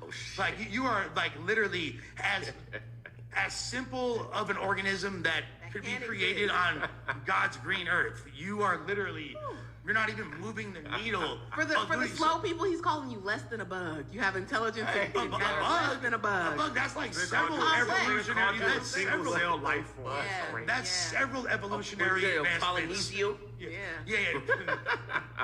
He's a paramecium. Like, so I'm no longer punching down. I'm not gonna make fun of people that are special needs, that are that fucking stupid, that can't differentiate when people are saying bad things are good things. You feel me? What's your response to that? And this last round started when Lush went on Apollo, right? Because weren't they not really saying too much about each other? Yeah, and then they went on Apollo. He didn't say anything negative about anybody on Apollo. Because they started clowning him after that, right? For the mentioning crack. For saying he smoked crack and having, Lush does the foam thing around the mouth. And they then called it a toothpick. That was funny. I ain't gonna lie. And then because he was naming his top 5 or whatever, right? And left them out of it. The same question I'm always asking. They stole my question. I introduced the Mount Rushmore of no jumper question. I was the first person to start asking the no jumper host that would come over that question. I even asked you that. Mount Rushmore, or give me a top 5 of no jumper personalities, sans Adam. They asked him the same question, and yeah, that led to all of this. This was the Smacc. So I also want to play the clip. No, I want to get my reaction to this real quick. In a versus, Smacc versus Lush, 2 smokers, 2 J-Cats. I'm going Lush because Lush is not on a bus. Lush is not handicapped, at least not physically. I mean, if Lush's sciatica is good and he's not working with the sciatica that week, then for sure my money's on Lush. But if Lush's sciatica is acting up that week, then it'll probably be fair because Smacc's foot, it looks a little better though. Like for a while it was all wrapped up and looking messed up, but it has been looking a little better. Not good enough for him to run TF Third's fade or mine, I bet. I bet. Let me reiterate that. Not good enough to run mine, is it, Smacky? Let me know if it is though. I want to react to Pun getting at Lush, and then I don't know if they clipped it, but Lush reacted to Pun. And I definitely have an interesting take on that. I for sure got the problem with like a lot of these guys were all reacting to Point and Shoot's video. So when you try to watch all their like dissing Lush, it's like a lot of times they're just watching Point and Shoot's video. So you end up watching Point and Shoot's video like 4 times trying to get all these guys as shit talking. Damn, I'm trying to find it. I saw somebody clip it. Was it here? Was it Yaz or somebody? You know what? It was in the Reddit. But basically, in the Pun was calling Lush a crackhead. I do have him saying, here we go. This is his reaction to Lush's crackhead. Man, I can't stoop this low and argue with these type of niggas. You know what I mean? Yeah. Like just crackheads with a mic in front of them. You know what I'm saying? Like that's what we not gonna do.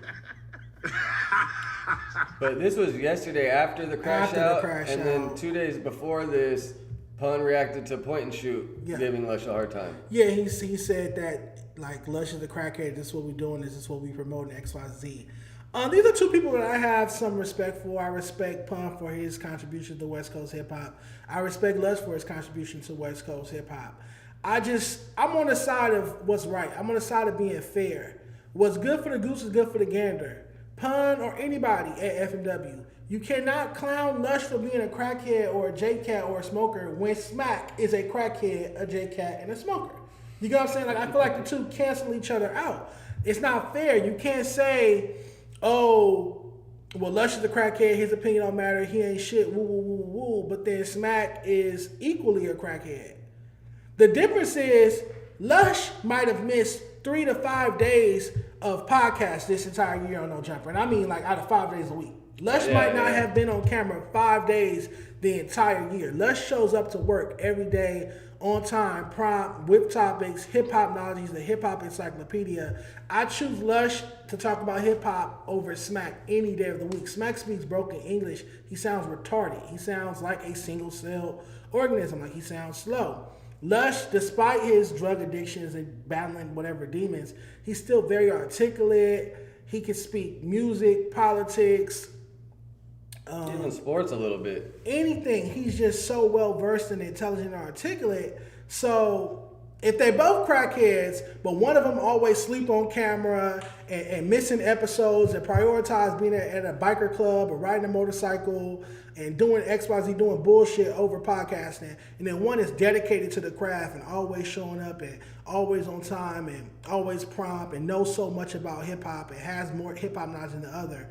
Which one do you pick since we comparing crackheads? If we're going to go crackhead for crackhead, all I'm saying is I'm going with Lush. Who you got? Who's the better podcaster sure. out of the two crackheads? Yeah, Lush is way more knowledgeable. That's why I fuck with him, bro. I fuck with Lush.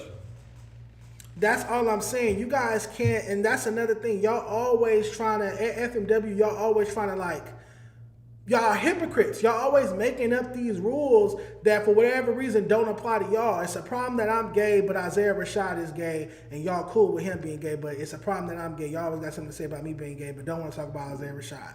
It's not a problem when you do it. It's a problem when I do it. Right. Fuck him. Then you got Smacc, who's a crackhead. Y'all complain about him being late, sleeping on camera, not showing up to film is at least once a week. He always missing something, always got some excuse. Y'all got to bail him out of jail. He's riding the bus. He's embarrassing the brand. He's so embarrassing and such a crackhead that y'all have to do the radio show without him. Yeah, that's kind of crazy, right? You know what I'm saying? Like he's been on Power 106, like right, once or twice he might have been up there. Like if No Jumper had a radio show on Power 106 or any radio station, Lush would be there. Lush actually had something going in Vegas. I think he goes once a month to film a bunch of little segments that they drop throughout the month.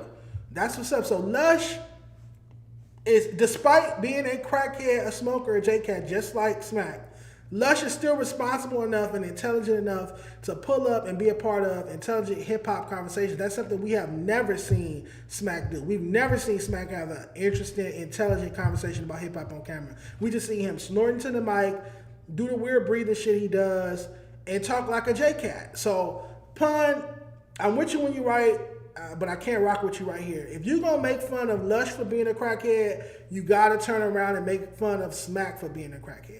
Because both platforms have a residential crackhead. The difference is, one, No Jumper's crackhead knows hip-hop and shows up and takes the job serious, and FMW's crackhead does not take the job serious, shows up when he wants to, falls asleep on camera, always late, always missing the action, and acts like he don't give a fuck about the platform. That's the difference. Maybe a day in LA needs a resident crackhead. Who would yours be? I would have to find one. I gotta find a smoker. That's what we missing. That's what the people want. Like Public Enemy's resident crackhead was Flavor Flav. Like, you know, Chuck D and all of them, they had the message and the content, and then they had the crackhead Flavor Flav to be the hype man, get the crowd lit, turn the crowd up. Damn. Stu Boy Blue being my crackhead. Oh man, that'd be wild. But he got zesty allegations. Yeah, he might try to go after you, and since he's black, you might not be able to turn him down. I would never fucking smoke. He got me fucked up. But I do have a bottle. But yeah, that is crazy. We would have to hide all soda bottles, all plastic bottles if I ever had. He's way worse. Bro, when Adam interviewed him, 6-0 is way worse. He was a trip, bro. Like, I felt like he was putting a little bit on it sometimes. Like, when he was trying to act like he was crying over Nipsey, like, bro, I didn't see a teardrop. Like, oh, you think he was acting? Sometimes. Like, when he kind of went, like, kind of serious to that, I think that was real. But when he tried to, like, show emotion or act like he cared for somebody, I was like, I don't know. I think you're bullshitting right here. Yeah, then he like just was like, but then not a tear came and like his eyes were even watery. Like, if your voice cracks, you start to get a little watery. You know what I'm saying? Liked by Smack the Boss. Shaking my head. Anywho, I would hope not. I thought that was just the crystal meth giving him erratic behavior. But you're saying that it was a gimmick, possibly? Like, so a little like. When he was talking about Nipsey, like, oh my own, and then like there's just nothing, like. Okay, closing for our Back of Figg or Figg Community segment, I wanted to go through, so for whatever reason, people aren't believing, they think I'm lying when I'm saying out of all the people that have left Figg Community World, I am doing the best, content-wise. So we're going to go through all of No, you've been killing it, bro. You're turning up, and you got these ops. Like, I ain't really got no ops yet, so I don't really have anybody to clown or talk shit to. And I'm not really someone that's going to go create them. I got to wait for someone to say something about me, so then I can have some ops. But as of now, I don't really have any ops. Absolutely. Well, let's go through them now. Like, so I'm going to just name people that left FMW, whether it's before or after me. We're going to go to their YouTubes and we're going to see how they're doing. Scotty, who I was on... Scotty, who I was on Fair to Say with. Remember, I was on the show Fair to Say. Scotty was on there. What do those initials stand for? Suburban LA. He's from the IE. He's from the IE. He pretends to be from LA. He has a platform. Hold on, I want to put this like this. We're gonna go through the numbers. So everybody who left FMW in the past year or so, like I said, my claim is that my platform is doing better. Which one is he? The guy on the right? This guy, this gentleman. He was on Fair to Say with me. But you don't recognize him. You instead are the only, and then... but Stan hasn't put out content in 3 months. We're going to go through everybody's YouTube. So let's go. His last episode 3 months ago did a 411 views with RJ. How do you have RJ on your podcast and do 411 views? But let's check out the page. Okay, 2,000 subscribers or 2,700 subscribers. And almost 1,000 videos. Yeah. Why doesn't it let me do that? Why doesn't it ever let me scroll down on stuff? Maybe, are you doing picture? What does that mean? I went like to when you a open browser. It? Oh. I don't know. That's what I'm telling you. Once you get the second monitor hooked up, it'll change your life. All right, y'all. I'm trying to go through the videos. It's not letting me scroll down. Maybe. That's so weird. I want to see the numbers. Or, you know, you can Bluetooth it to your phone so you can open your phone, scroll, and it'll pop up on there too. Yeah, that's doing a lot. That is so weird. So it lets me do it on Instagram. You get what I'm saying? Like when we on Instagram, I can slide all the way down the page. You get what I'm saying? But oh man, it's hating. I'm gonna have to pull it up on my phone. I'm trying to show y'all these views. Let me just go to his YouTube. Oh, you got him? Okay, so videos. I'm not worried about clips. His clips, 17. 1 month ago, 17 views. Damn. 1 month ago, 108 views. 1 month ago, 52 views. But those are clips, whatever. I want to see the lives. Suburban LA podcast. 162 views 2 months ago. 101 views 2 months ago. Kayla for real, 3 months on the episode 24, Suburban LA podcast. Kayla for real, 171 views 3 months ago. So we can get Scotty out of here. How does that even happen? And his thumbnails aren't that bad. Get Scotty out of here. I'm doing better than that. Oh, I didn't have to close browser. Oh shit, that was stupid. Get Scotty out of there. I'm doing better than him. Who else? I sat at the table with Stat. Let's go to Stat's YouTube. He hasn't put out content. His most popular video is 1.7. Excuse me. Yeah, I guess they just don't. YouTube don't like him or something. I don't know what it is. All I know is Danley is shitting on everybody that left FMW. His most popular video is 1. All right, we got Stetson. 3 months ago, 2.2 thousand. That was his last episode, I believe. Can you pull up his? Since we got to do it like that. Stetson, yep. Now, he has more subscribers. He has released more videos, though. But he does have more subscribers. He got 5,000 subscribers. I only have 3. But his last video did 2.2 after 3 months. His last live. 1.3. No, his last live was 2 months ago. 1.3 thousand. 1.3K. How many subs? 2 months ago, 5,000 subs, over 5,000, almost 5,040 subs. 2.6K views 3 months ago, 1.7K views 3 months ago, 2.2K views 3 months ago, 1.8 views 4 months ago, 3.2 views 4 months ago, 1.8 views 4 months ago. That's Stetson. I'm doing better than that. My episode from Wednesday, it's Friday, my episode from Wednesday is at like on its way to 6K. So let's get Stet out of here. Who else we got? Who else left? Let's get Illa. Let's get Ben Illa. She still makes content? Is she over there at FMW still or no? She, fair to say, canceled. Why did her and House Phone break up? You don't want me to say. We couldn't talk about it. We wasn't. I guess I don't. We wasn't House allowed Phone's to. on me. Yeah, shout out to House Phone. We wasn't. I will say this: we weren't allowed to talk about it on Fair to Say the show I was on. We couldn't bring up House Phone in general. There was a time where House Phone tweeted something like, "If you still listening to Dom Kennedy in 2024, you're a weirdo," or something like that. And I wanted to react to it so bad because I'm a big Dom fan. But I wasn't allowed. Ella was like, "No, we don't say that name over here." I wasn't allowed to say House Phone's name while I was at FMW on Fair to Say because of her. So she has 992 subscribers. Can we go to hers? Ben_Illa.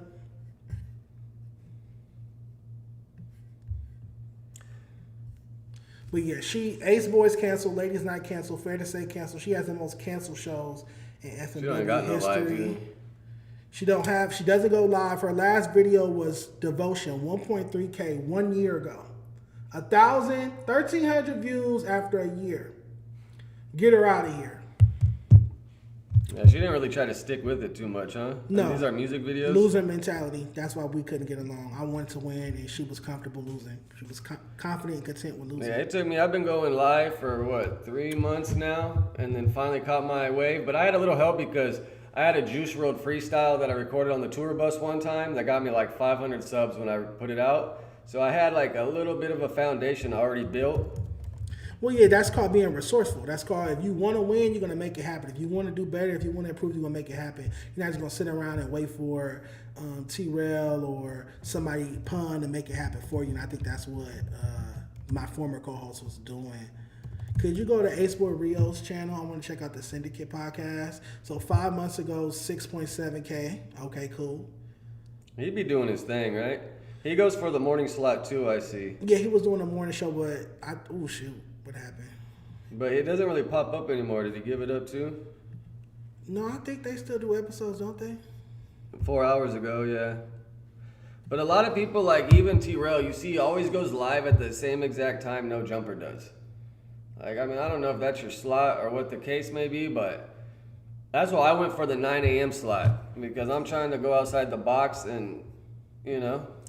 So, hold on. I want to get this up. I want to get the Syndicate up. Shout out to the Syndicate. These are the Ace Boys. Obviously, they rebranded as the Syndicate. And then what? Do you know why they left Puns?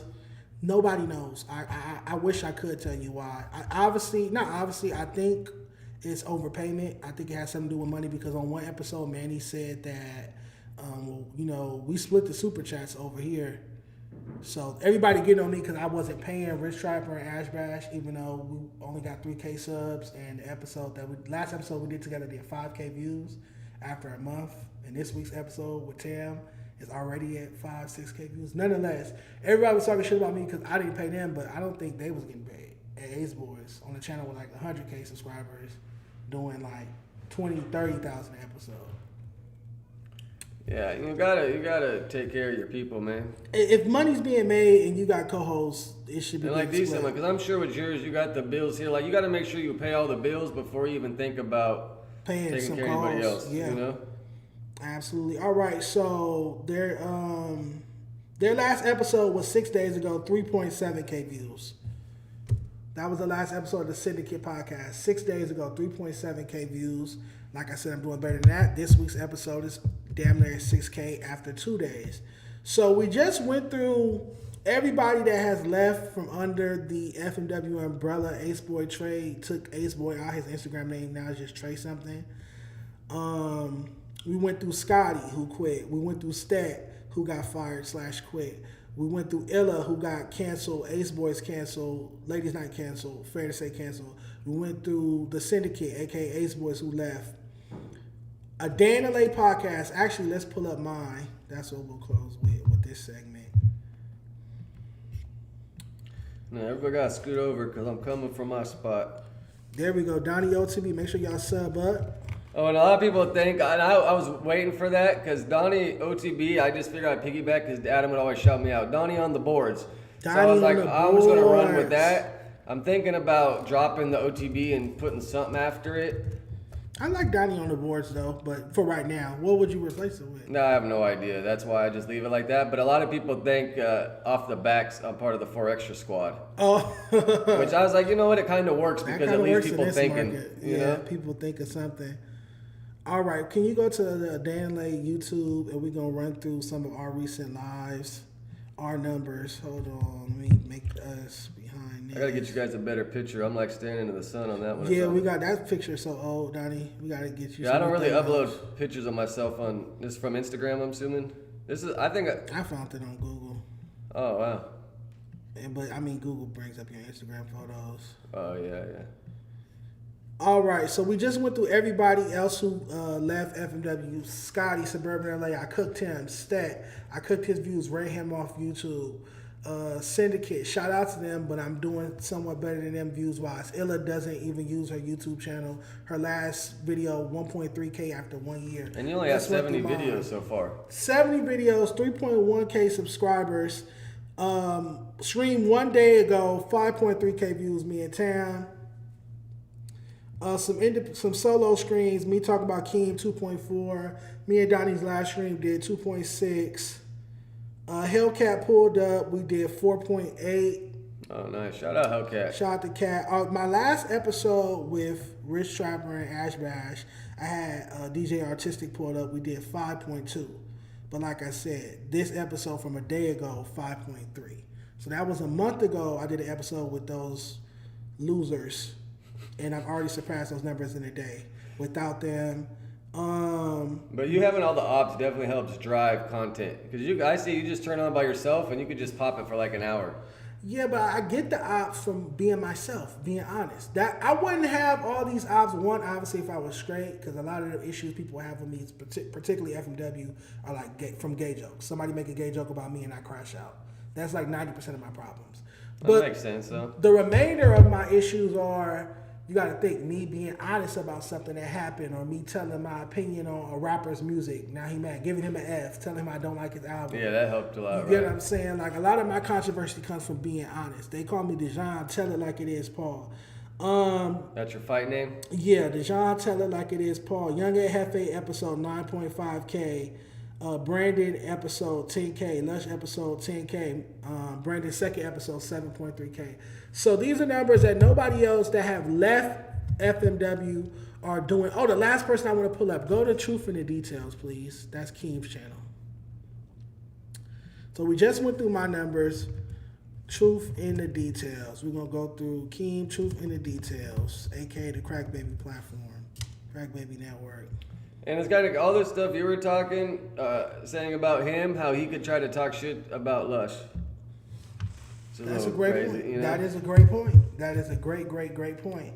All right, so he does have 14.2K subscribers, so he has a lot of subscribers. But that probably came from a shout out from someone from probably TDE or something. No, that came from when he was back on Figg when they was doing 200, 300,000 an episode. But with 2 videos, he got to 14K? Yeah, but I feel like all he has to do, he was on one of them episodes where it was 10,000 people in the chat back on Figg, back when they was doing 200, 300,000 when they first left. That was the era to get in. Yeah. Nonetheless, his last video did 6.1K. That was 10 months ago. Let's go to the lives.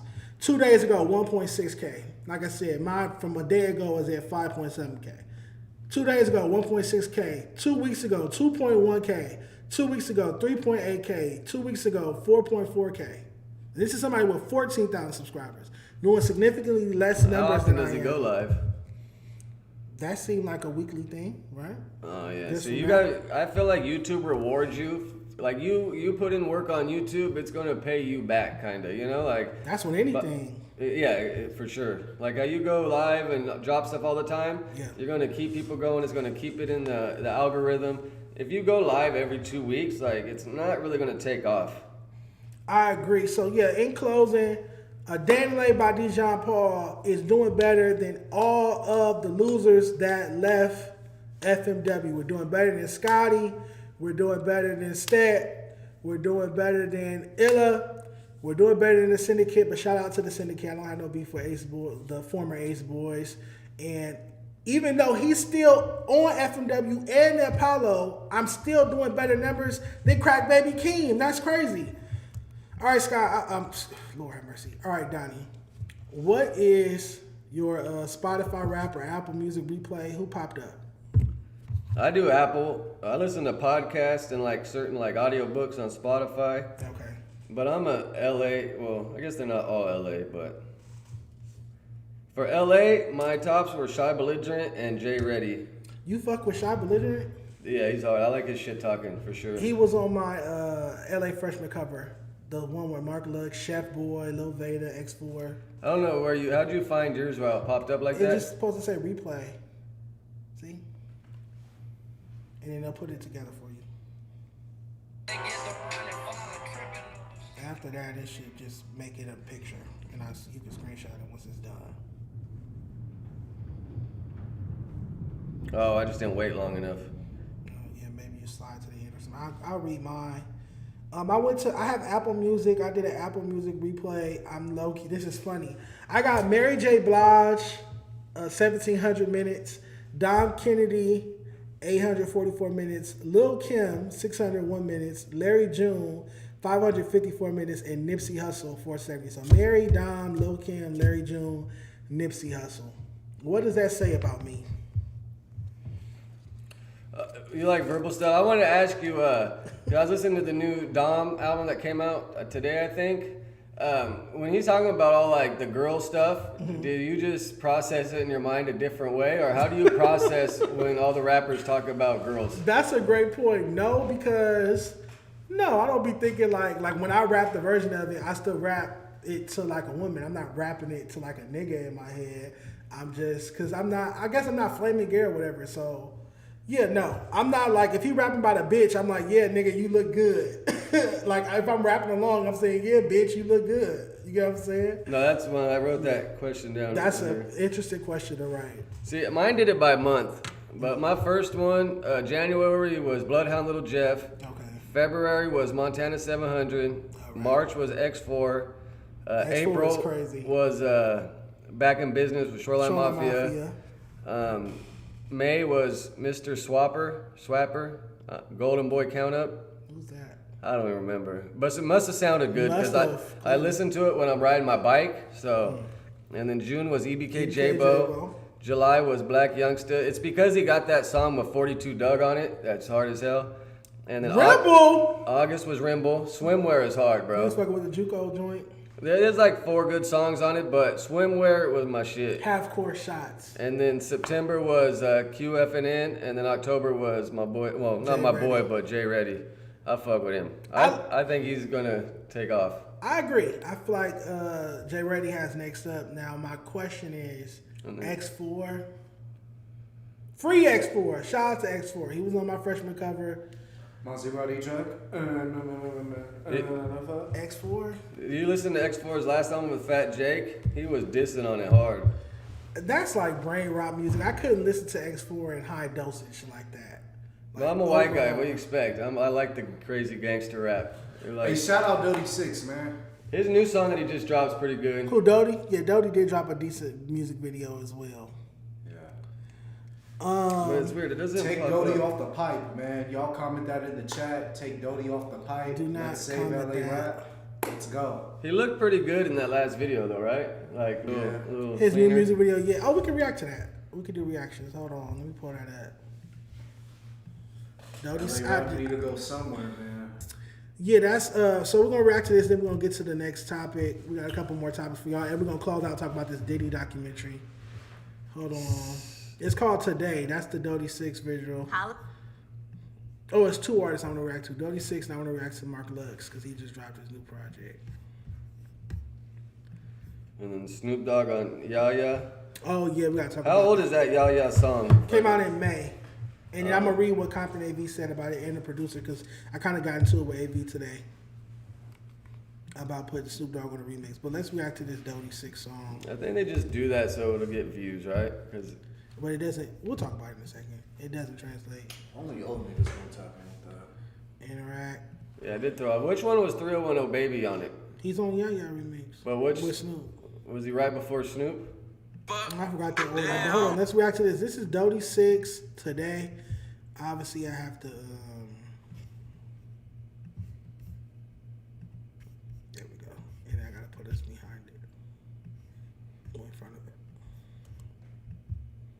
This is so much work. How do you run the boards for the news or something like that for fucking 2 hours? You gotta pull all this shit up. This is a lot of fucking work. Well, a lot of times what we do is we use, like, for instance, like mine, I use Google Docs, and then I just put everything like this, and I got tabs at the bottom, so my No Jumper universe, and then, like, I'll go like this, like, I'll write the title, and then I'll copy and paste the link, and then I just tap the link, and pull it up, and it pulls up. As I said, once you get a second monitor, you can have your Google Docs open. You would probably have it open on this one, so it's not showing on that one, and then it'll open up to that one, and then you screen share to this, so you just go. But this is, yeah, I just do Google Docs, and it's just way easier to copy and paste and save them all. Okay, I need a Google Docs sheet then with all my links already there, so I'm not searching. And then you can share it, like, say if he's helping you, he can have access to it, and he just drops links into it, and then that's what I ain't searching stuff. It's just I already got the link. I just you just like you can either embed the link in the title, or I'm lazy and I just put the link under the title. But that's what I'd be begging my chat for, is to find topic guys, because that'll save me a lot of time if I have someone feeding me topics. Like I'd like to get a political topic guy, YouTube drama topic guy, and then a music topic guy. And then if I had those three plus what I'm adding to it, it would make it way easier. A well-rounded show. I agree. All right, this is Donny 6 today. Let's check it out. Hey, I'm spazzing out up on the daily, you know I don't give a fuck. If Jules made the beat, you know this bitch slap is finna thumb. Kick your ass from my business before you get your mind, but I done been to hell and back, but I guess that's just you just cut these out afterwards? But I'm still standing up. I had 1,000 to my name, but I'm still running up. You gonna fuck up my monetization? Yeah. She like she don't fight, she just excited that I'm jumping in her coop. She a dog and I'm a dog too. You ain't no killer cause you ain't stepped when you had saw dude. My life is like a movie, this shit crazy like it's saw too. I never gave a fuck, I full stunts like I'm Tom Cruise. Blow the city up, I keep dropping all these slaps. I'm not fucking with no nigga that's just a I feel like a lot of them just need to work with good people in the studio and help, like. I got Frankie's in my pocket, using cheap things. Doing what I want, don't give a fuck about what she say. My spaz up for real, they got my music on replay. Like even Jay Reddy, like I fuck with it, but how much growth will he get when he spends more time in the studio?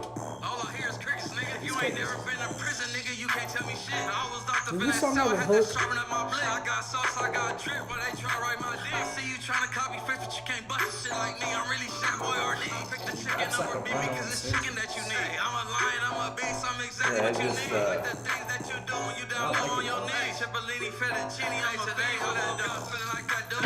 This the hook, this the hook. I wanna see you know I got Frankie's in my pocket, use a cheap style. Yeah, I doing think what I want, don't give a fuck about what she say. My spaz up for real, they got my music on replay. That's not a strong enough hook. But something like when you, what do you call it when you just tap in on the microphone? Like, he can't perform this live. It's going to be hard. Yeah, when he punches in, like, how's he going to perform it live and take a breath? Where the fuck is Donny 6 performing at, Donny? Well, I mean, that's the goal, though, right? I knew it was coming. That's the goal, though, right? You know, like, if you ain't performing, you really ain't making money. If you're not performing and selling merch outside the concert venue, like in the little lobby, you're really not leveling up. Streams don't pay like that, dude. This was like a mild-mannered Compton TG. He said Compton TG. And then if you're selling... he did give Compton TG a little bit. Yeah, just like a low-key Compton TG. Yeah. All right, let's react to one more artist before we get to our Snoop Dogg Yaya conversation, and we have to talk about the Diddy documentary. Mark Lux just dropped a new project, Open Gates. He has a song called Muse. That you just try to sell verses all day to make money, you're going to water yourself down or piss people off when you don't get clearance. Right, Open Gates. Okay, we reacted to Go Mark. I don't have YouTube Premium. I need to sign up. 20% off. When we get 1,000 subs and monetized, they should give us free YouTube Premium. I agree. They're saying heaven is worth 10,000 worlds. They're saying resist Mark Lux, Open Gates. They're saying run to win. I see them as they stand in the balconies of heaven with their robes of righteousness over their heads, swinging it, and they're screaming as we're running for the finish line. Go, go, go, go, go, go, go, go, go.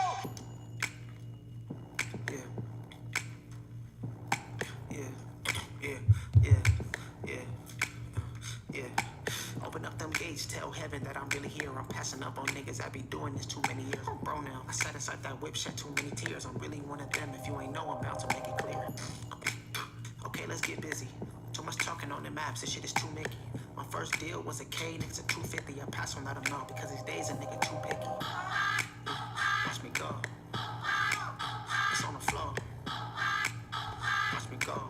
I'm showing up. Lucy don't pop it, cause you know I pop it better. If you couldn't tell by now, only thing applied is walk to Magic City, do some shit that changed the weather. Hit the Waffle House, then flew to Cali, back for more endeavors. I'm too turned up in this bitch. No one do the West like this. I made an album for the album, and the next one double disc. I take every shot the industry had told me I can miss. And if you ever hate it, don't you ever celebrate my switch. Watch me go. Is he going for that rusty sound? Watch me go. I'm showing up. You anything like Jackson, then a bitch is what you had to be. Facilitate your... What do you mean by that? Sounds Rusty? like the production is just like out of a bedroom or something. Like. But why the word rusty? Well, like, or whatever you're supposed to call it. I challenge you to find a better word than rusty for that sound. Dusty. Well, it's just not polished, I guess. Okay. Because if it's polished, the opposite of polished is rusty, right? Rusty, dusty, dingy. Like, it sounds good, and I like it, but just how his voice, it sounds like the mic's cheap, and it's like kind of snap, crackling, and popping. So that sounded low quality. This is coming from a sound engineer. It sounded like a low quality recording. Just from the snippet we heard right there, that part we heard, I don't like finger snap driven beats. Like, to me, it's like a jerking ass beat. Yeah, like a... You feel me? Like, LA got to get away from that sound. Like, this was jerking. This is modern jerk music. That's a jerking song. His flow is Kendrick light. Like, he sounds like Kendrick, like, not a watered down Kendrick, but like a thinned out Kendrick. Kendrick without the might and sorcery and masterfulness. I did like the backing vocals of go Mark. I like that. And I would say his lead vocals need more energy. He has a song I really do fuck with called Muse. He has another song on this called On Point. He has another song called Crash Out, I believe. He does have some joints on this new project. This is just the first one that popped up when I looked it up on YouTube. Check out Mark Lux, Open Gates. He was on my freshman cover with Chef Boy, Veda, X4, and all of them. Bravo, the Bag Chaser. So I've been platformed to make sure you tap in with him. But let's talk about the... let's pull up the Yaya remix. Can we please not play that? No, we're gonna play it. Yaya remix. Before I play it though, let's add a G-Funk sound to a party record in 2025. Before I play it, this is Compton AV Yaya remix featuring 310 Baby and Snoop Dogg. What's your take on Snoop Dogg being on this remix? It just sounds like I listened to it like 5 times on the way here to wrap my head around it. Okay. And it just sounds like a little like I feel like they're just doing it to try to run up the views or something or get it more noticed. Snoop, and then I forget, like I can't remember lyrics all that well, but he just said a couple odd things like, what? Why even say that? Sounds like like an old head rapping with, I mean, I don't know how old Compton AV, he's a little older, right? He's been out since before YG and Tyga and them, so yeah. And then who's the other person? 310 Baby. Steels? Steels the producer though. So Compton AV's the first one, then... Compton AV, 310 Baby, Steels, okay. Snoop Dogg. So 310 Baby's the second person, and then it goes to Snoop. I gotta cut it on to get the order, but so basically, I went back and forth with Steels and Compton AV earlier. Under a post I made, we're gonna talk about in a minute. Steels commented, "It's Yaya World," and Yaya. This is like outside of Gang Gang. This is the second biggest record in LA from this year, 2025. This dropped in May, so this is the second biggest record we've had all year.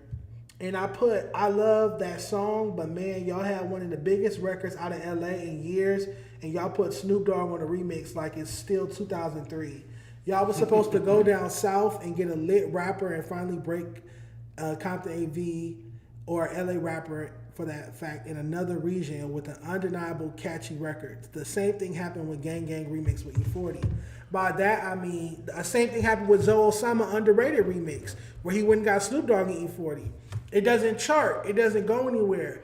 If you're what about Money Dance?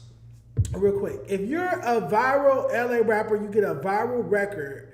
Why would you go put old ass Snoop Dogg or E40 or some throwback artist on your record? Why wouldn't you go get a young lit female rapper or a young lit rapper from the South or even New York or just a different region to be on the official remix? Am I wrong for that line of thinking? No, I mean, if you want to spread it out and get other eyes on it, for sure, right? That's what I would do. That's just what I would do.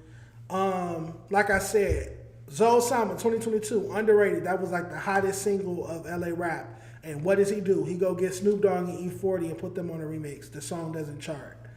Then we get... He did put Suede at the end, right? Yeah, but Suede unfortunately had passed. Yeah, he was already passed by that point. Right. So it was ineffective. The single didn't chart. The goal, if you release a single and it go viral, shouldn't the goal be to put somebody on it so that it could really chart and become a real hit and break you in another region? Like, I'm just tired of people running to Snoop and E40 and OG rappers for a verse. Like, no, I want Snoop to do a TikTok to my song. I want Snoop to repost my song, make a video to my song. Shit, we shoot a music video. Snoop, pull up and be in my video.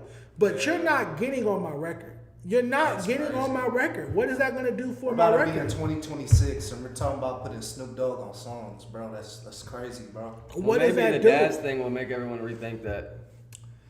I mean, even before that, so Company AV said, he replied to me. He said, we from the West, so that needs to be displayed before anything.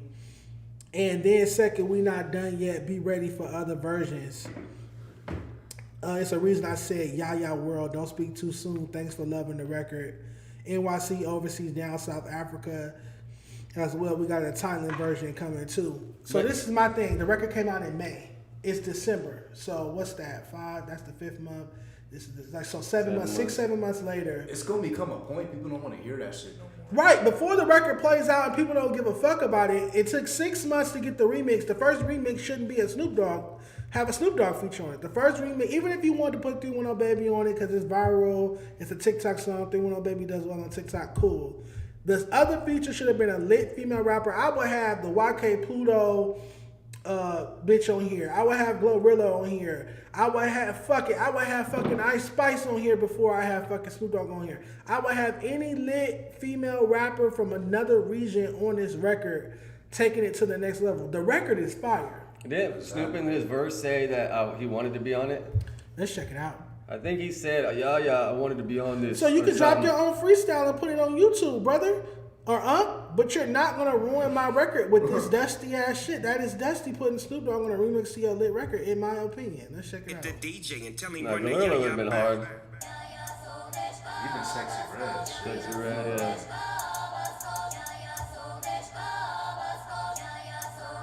Hey, we be like, thick little bitch and she got some good. Broke ass niggas ain't getting no. Just hit her out, now we smoking on. Thick little bitch and she got some good. Broke ass niggas ain't getting no. Just hit her out, now we smoking on. Watch me bag talk. Little bitch do a trick when that cash dry. Freak bitch touch your knees and take back shots. She give me head and ride dick, that's a laptop. Whoa. And they're trying to get it played at Lady Boss. Oh, her strip club? Niggas never gonna get outside of LA. That's why y'all can't tour past Arizona, man. Y'all just wanna do songs with Snoop Dogg. Bitch, I'm big me. This little bitch swing that thing like a 10 speed. Make that ass shake, make it clap for this 10-piece bitch. Little bitch and she got some good. Broke ass niggas ain't getting no. Just hit her out, now we smoking on. Yo, just put me in her mouth like some pop rocks. Give a fuck about your friends tryna cock block. Told her fuck it up, bitch. Go I need a white rich bitch, Lady Gaga. Doing notice, pull it up, he got the block hot. Fuck it up. Go, yeah. I just can't fuck. I ain't come for that rah-rah. If you ain't talking about a bag, all I hear is blah, blah. Walked in, they like, what's that smell? It's just Zaza. Fuck it up, bitch. Go, yeah. Big bitch. Now, how many meanings does Yaya have? And I'm the type to kill pussy. Box 5. Every time I'm You like the year to me? That nigga said 5'5". I'ma have to kill this pussy. With the Crit Mac? Yeah, Crit Mac shout out.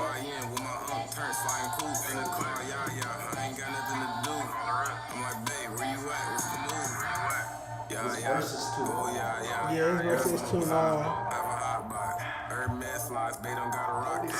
got a Sprite watch, but it's not a G-Shock.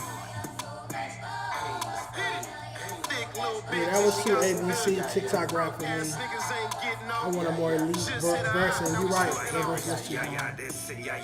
It's Big Snoop Dogg smoking on that Yaya pack. I told my nephew, AV, nigga, that Yaya slap. They hit the DJ and tell him run that Yaya My back. uncle gon' fuck with it, I'll tell you It's the that. Big Deagle Double, Compton and Long Beach. You know you in trouble. Compton and Long Beach. Compton and Long Beach, nigga, this ain't Dre Day, nigga. Yeah, that was Nigga, what you say? I'm a motherfucking legend. Got bad bitches, all dimes, no sevens. One named Candy and one named Lala. Both bad bitches and they got some good yaya. Let me see you fuck it up for Big Snoop. Big little bitch and she got some good yaya. Hey, y'all. Yeah, that ain't it, y'all. That ain't it. I mean, Snoop verse was better than 310 Baby verse, to be honest. That nigga said Long Beach and Compton, man, you know you're in trouble. Oh my god. Yeah, when they try to remix old stuff, like even Dom Kennedy's new album, he like did a bad boy cadence, and I was like, bro, did you record this before this documentary dropped? Oh man, I can't with y'all. I can't with y'all.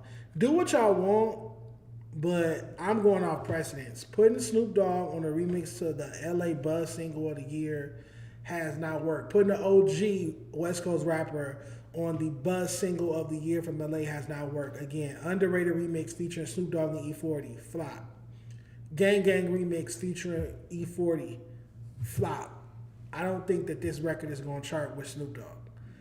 I think this record charts because the beat is crazy, the hook is crazy, the structure is dope, it's clean cut enough. I like it. It feels like a stadium record, has a big feel. This works with a young female rapper or a lit rapper from the South. He says he has different remixes coming, so I guess we're going to get a New York version, Atlanta version, da-da-da-da. My thing is that should have been done already. The record came out in May. It's gonna come to a point. People don't want to hear that shit no more. Like we looking for the next Compton AV record. So let's. Yeah. But it seemed like his thing is he just want to come with that one big record every few years and then disappear, like Money Dance, and then before that, Run Me My Money. It's like every couple of years, AV come with that big record and then he kind of disappear, which is why he's never held in high regard. You never seen anybody put Compton AV in the top 5, top 10 LA rapper list. Yeah. You get what I'm saying? Because it's never been like a consistent thing. It's always like, I got a dope record to come here and then y'all see me in 2 years. So maybe that's what he's trying to do with Yaya.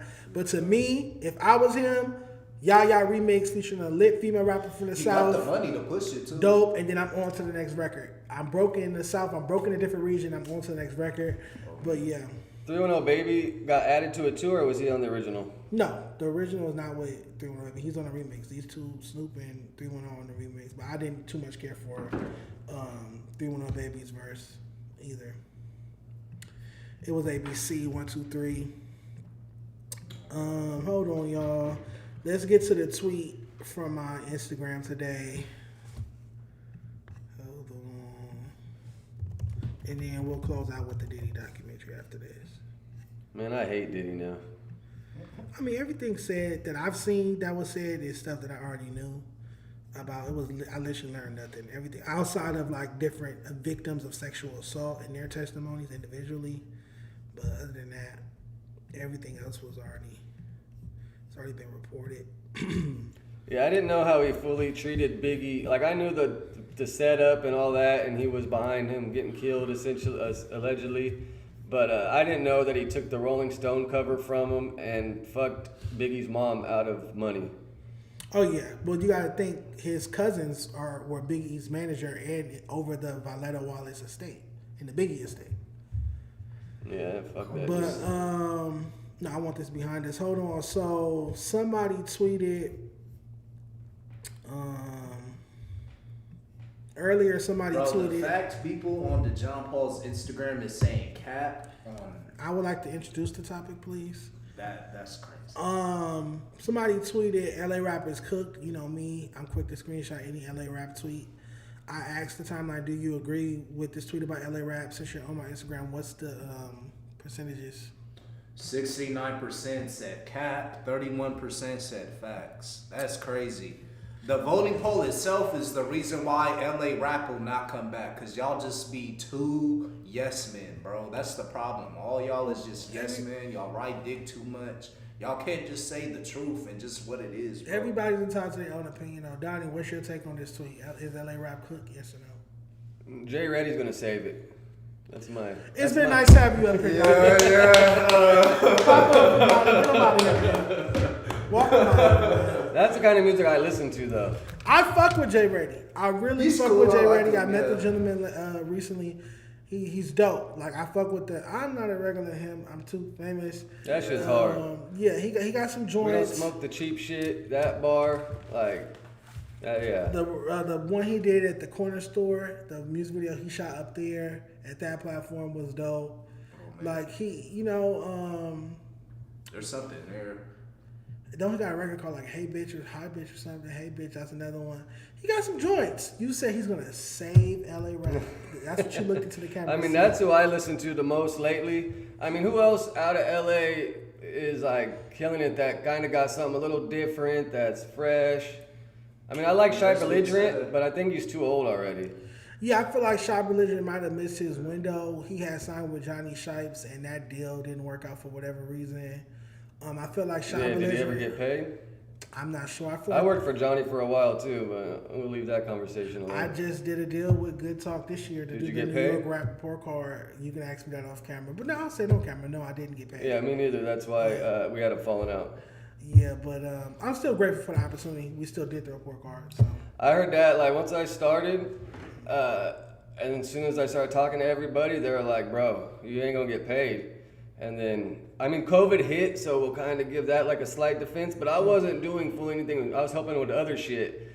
And yeah, I mean, I could finish the conversation of what we both said to each other afterwards. But yeah, the unfollows came quick. No, they announced my deal with Good Talk right after the Rolling Loud incident. So it was like back when another KO, Dejon Paul signs with Good Talk to do East Coast report cards. That was the deal. The deal was I will be grading, just like I grade LA rappers, I'll be grading New York rappers, but under Good Talk and posting that content exclusively for them. And that's like a sub-label that he made? Because wasn't it Creative something before? No, his label, management company, and media platform is Good Talk. Back in the day, it was like, what was he had Nipsey signed to? Cinematic. No, that's what I meant to say. That's what I meant to say. Yeah, no, that's back in the day. That's just, that was with Cred and Nipsey and them. Yeah, I know Johnny for fucking years. And shout out to Johnny Shipes. But back to this. You said, are you saying LA rap is cooked, but Jay Reddy's going to save it, or are you saying LA rap isn't cooked? Like, I need your full opinion on this.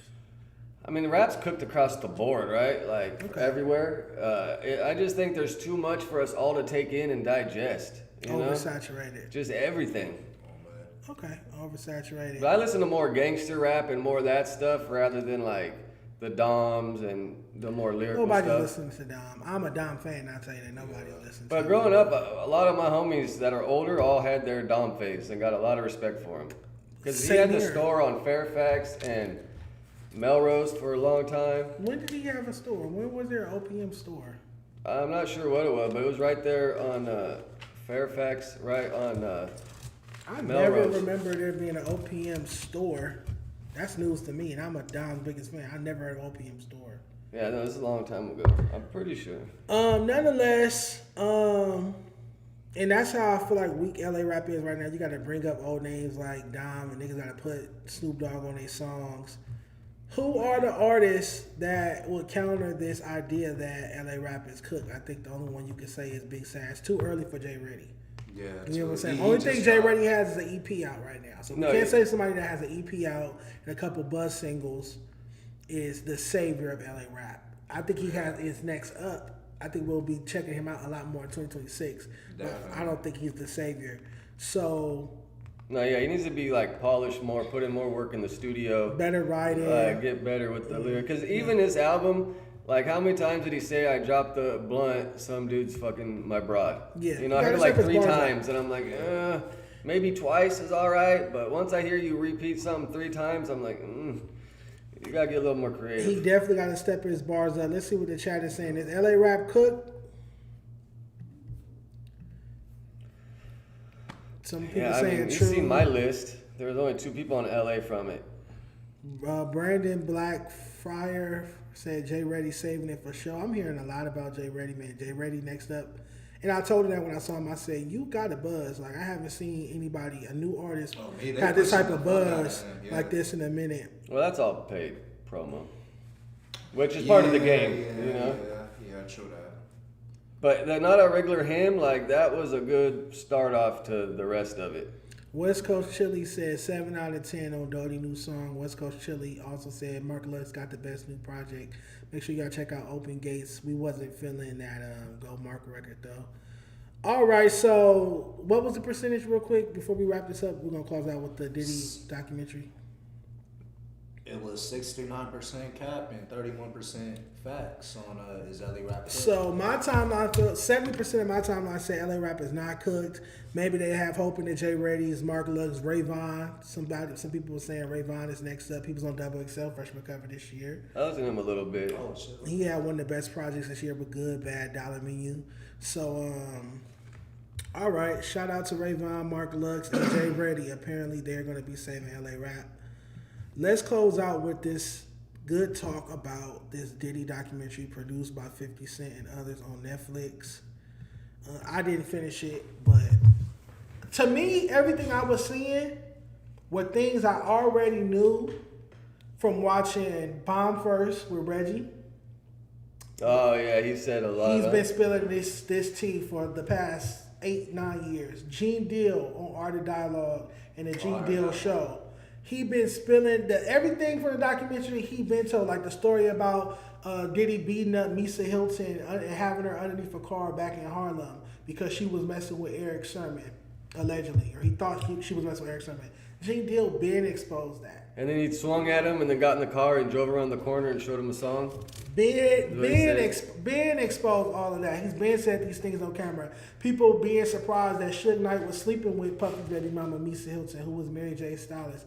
That's been out there. I talked about that when I was on No Jumper. We pulled up the photos of Misa and Justin Combs and Suge Knight's Red Death Row office. Bro, how guilty is Justin and the other son in all this once the documentary? You haven't seen the last episode yet? Seen the last episode. Oh, bro, it looks like, bro, he was doing freak offs with his sons, bro. That's freaky. Like, how sick and twisted is that? But the other big mystery behind all this is who is the filmer that filmed that like the footage that he was running around New York. Right. You can see him in the reflection. There's one good picture in a reflection, but they blurred his face out. But he kind of either looks white or super light complected. Well, they're saying that he didn't receive his payment from Diddy. That's why he sold the footage to 50 Cent into Netflix. Because he didn't receive, which would add up to the whole story of him not paying anybody? Him not paying anybody, including the people that he allegedly was supposed to pay to kill Tupac. He didn't even pay them. No, and that's essentially because Wax told the story, like, that's why they killed Biggie. Like, they went in there that day at the auto museum and it was like, bro, where's the money? Right. And then that's when they had Pooh do the job. And then that's when, someone smoked Pooh later on. But supposedly that was retaliation for Puffy not paying them for Tupac. Is why they took Biggie out. So I've explained this story. Allegedly. This is my understanding of the order of events in layman terms, really quickly.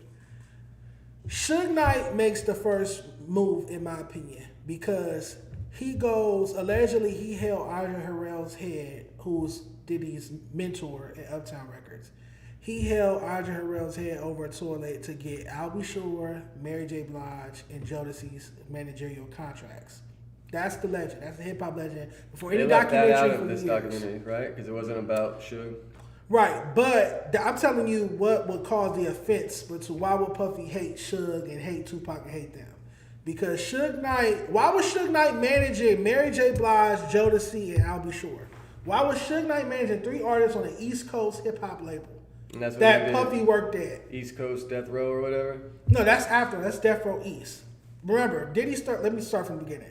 Russell Simmons with Def Jam and Rush Communications. That's in the 80s. That's the first hip-hop mogul, hip-hop executive, which is what Diddy ended up becoming. So it starts with Russell Simmons. He starts Rush Communications. He's managing Curtis Blow, Houdini, his brother Run from Run DMC. He's managing them. He gets the deal with Columbia. They do Def Jam, LL Cool J, Eric B. Rakim, all of them, Beastie Boys, all of them.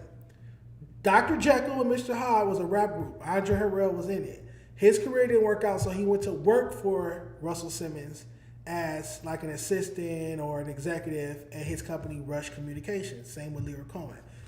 So it goes Russell Simmons, then he employs Andre Harrell, and then Andre Harrell turns around and does the same thing and bring on Puffy. And so I'm saying that Puffy learned the freaky shit from Andre. Andre learned the freaky shit from Russell Simmons. That's my theory. That's how it was explained to me from Gene Deal interviews and all the interviews I watched over the years. That's the cycle. The freakiness from Gene Deal said one time he was delivering some mail for Heavy D to Russell Simmons' apartment. He went there. Russell Simmons and Andre Harrell was in the condo with like a bunch of transvestites. This is in the late 80s. So all the freakiness, the sex parties in hip hop, all of that stems back to Russell Simmons, who passed it down to Andre Harrell, founder of Uptown Records, which is the label that Puffy interned at and became an A&R, eventually got fired and started Bad Boy. And Andre Harrell, who in the documentary I saw, he bragged about Puffy living with him. Remember, he said Puffy came to me and said he got into with his mom, he needed a place to stay, and he started licking his lips. He was living at the house before he moved in or whatever. Right. Puffy tells a story about one time Russell Simmons and Andre Harrell was working out. They was all working out together, and he said he needed a car. And Russell said, if you could stay on like the elliptical longer than me, I'll buy you a car.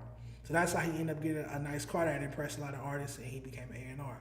Nonetheless, back to Suge Knight. Where did Suge Knight come into it at? Andre Harrell is robbing Mary J. Blige, Jodeci, Albie Shore blind. They getting paid like 35 cents a record, which is highway robbery at the time. Damn. Suge Knight allegedly held Andre Harrell head over a toilet, made him sign over his artist. So and then he went back and fixed their contracts and got them paid properly. So that's why Andre Harrell and Puffy always had a disdain for Suge Knight. You getting involved in our business. We out here robbing our artists in New York, and you bring your brolic ass over here and make sure they get good contracts. So did Suge always pay his artists good? Clearly not. But I'm sure they got paid more than 35 cents.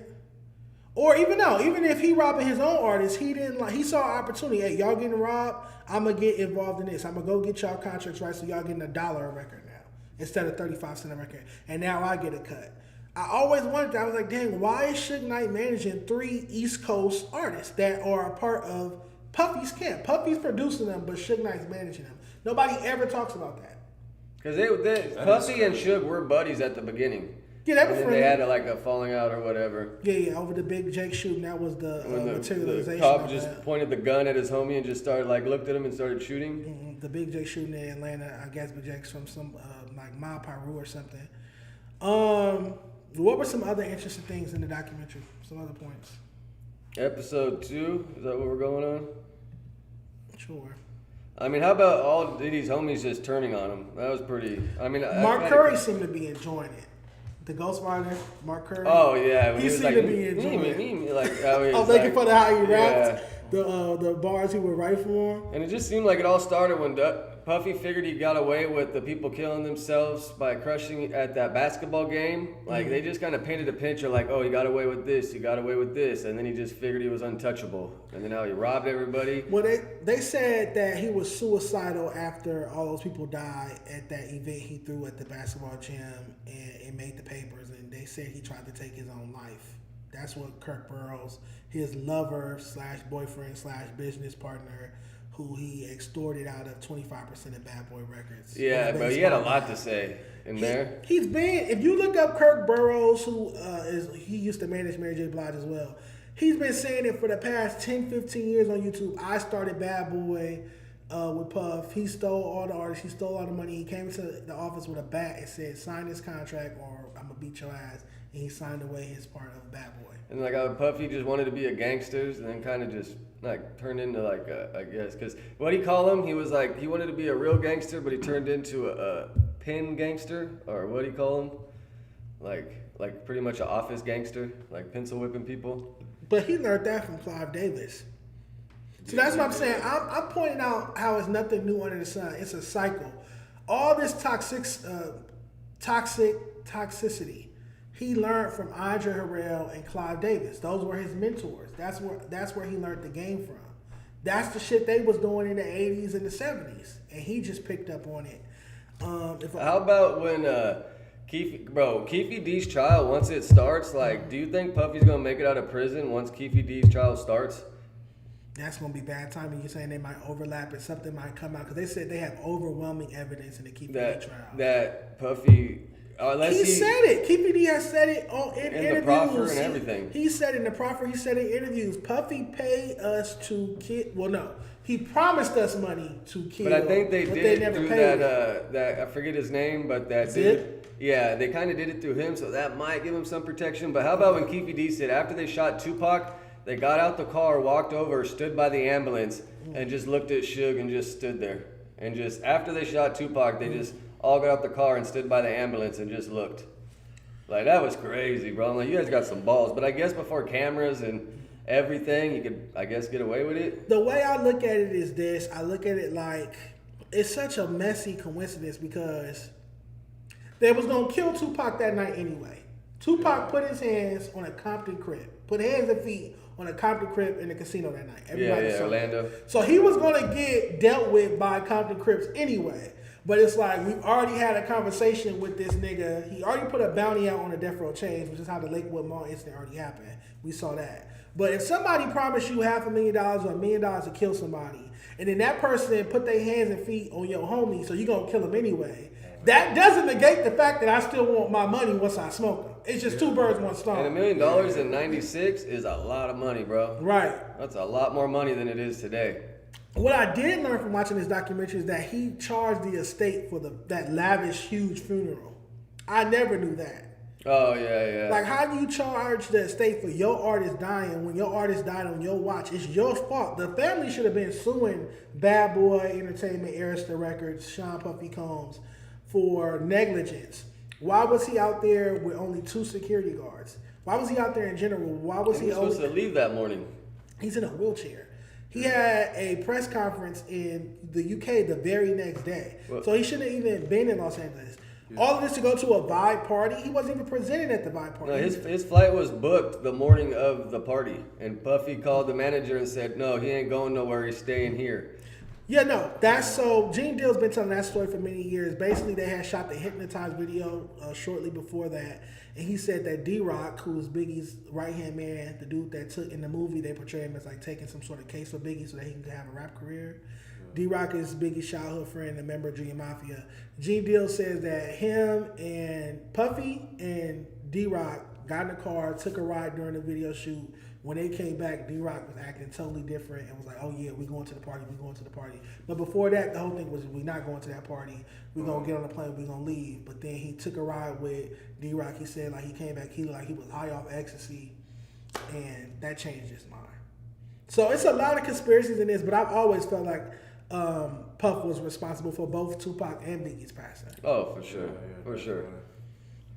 Both you guys got to watch episode 3 and 4 because wait till you hear Little Rob's part. Have you ever heard of Little Rob, the guy that was his producer? For his last album. That I like. Bro, he tells some crazy stories, He said he woke up sore with his anus. With Puffy in the bed with him and shit, like, bro. And never got paid? And that's the main part that I want to like denounce and shame Puffy for is the grape, the sexual assault. If somebody don't want to have sex with you, they don't want to have sex with you. For you to be drugging people and filming it, and those are heinous acts, and he deserves what he's doing and some more. They said he had hidden cameras throughout the house. People were calling Puffy God because he knew what everybody was doing, and they couldn't figure it out until one day that dude Little Rob made it into a room and seen a camera, like a room with all the TVs with all the cameras in all the rooms. It's just sick. And to me, during the trial, I didn't understand why it was a RICO, but now I definitely understand. This is a criminal organization. He was using the label to pay for all these things and to like finagle it. You're drugging people. You're recording it. You holding it over their heads. So they have to keep having sex with you or keep quiet about it and keep coming back. Yeah, because when the trial happened, I kind of just went, all these charges, this is that, and then I kind of felt like, if he's just a freaky ass dude, then what's whatever. But now after watching this documentary and seeing all these people, because I didn't really watch a lot of like podcasts like you did and all the stuff. All the dialogue was so now I'm just like, I should have listened to my wife the whole time, because my wife was like, fuck this dude, da da da da. I'm like, I don't know. We kind of debated sometimes. Last night after finishing, I went in and I told her, I said, babe, you were right. I agree with you on everything now. Yeah, this guy is sick. And Adam interviewed Audrey O'Day not too long ago. I did that interview. From Danny Kane? Yeah, and then you hearing her shit from it. Cause even the interview, bro, I was like, wow, this girl is spooked. Like, something happened. And then even watching it last night, I was like, oh, wow, bro. Like, and just not paying people, bro. Like, you got all this money, bragging about $60 million checks, $200 million checks, and then you're just robbing all your artists and everybody around you. Like, you a piece of shit. You learned that from Clive Davis. I definitely always thought it was weird the same way. I feel like the same thing that Clive Davis allegedly might have done to Whitney Houston. That's how he handled Biggie. And if he would have paid all these people, a lot of people probably would have kept their mouth shut. Probably not done the documentary. No, it's a lot of artists. The reason you don't see Faith Evans, Mace, Total, who's on tour right now, 112 is on tour right now. Before Puffy went to jail, he gave everybody back their masters, but in exchange, he had to sign an NDA. Aubrey O'Day refused to sign that. Yep, that's why they didn't get their masters back. Yeah. But everybody who got their masters back cannot legally go forward and do interviews and documentaries about him. So he's smart. At least he got the big names out. A lot of people are saying, why isn't Mary saying anything? Why isn't Kim saying anything? Why isn't Faith saying anything? And I think he has dirt on some of the ladies. And we have the ladies, and I want to close with this. Not Kim necessarily, but the ladies played a huge part in the East Coast, West Coast beef and the murders of Biggie and Tupac. If we really keep it a buck. Yeah, in a way, yeah. If we really keep it a buck, I don't think that they're dead if Faith is not out here fucking on Tupac. If Mary J. Blige is not out here fucking on Tupac. I feel like if certain Jewel and LaShonda from Death Row aren't flying to New York and partying with Puffy, you feel me? A lot of that East Coast, West Coast beef was fought over women. Yeah, true. Oh, you fuck with my bitch. You got my bitch. You taking pictures with my bitch. Woo, woo, woo. You get what I'm saying? Misa Hilton. Why is Puffy's baby mama fucking Suge Knight? Especially after that shooting at the hotel and shit whip out. So, I mean, you mean the Quiet Studios? Yeah. I mean, we always kind of felt like he did it, but even his homies were like, yeah, I think he had something to do with that now. No, it's okay, well, a lot of people always alleged it was Jimmy Henchman. The legend goes that Tupac was supposed to do a song with Jimmy Henchman's artist. He either got the money and didn't want to do the verse, or he thought the track was weak, so he didn't want to do the verse. So I think Lil Sean or something like that. So allegedly, when he was walking up to Quad Studios, he's on the phone with Jimmy Henchman, like, nigga, shut up, you a bitch, I ain't scared of you, woo, woo, woo. Then he walks in the building and XYZ happens to him.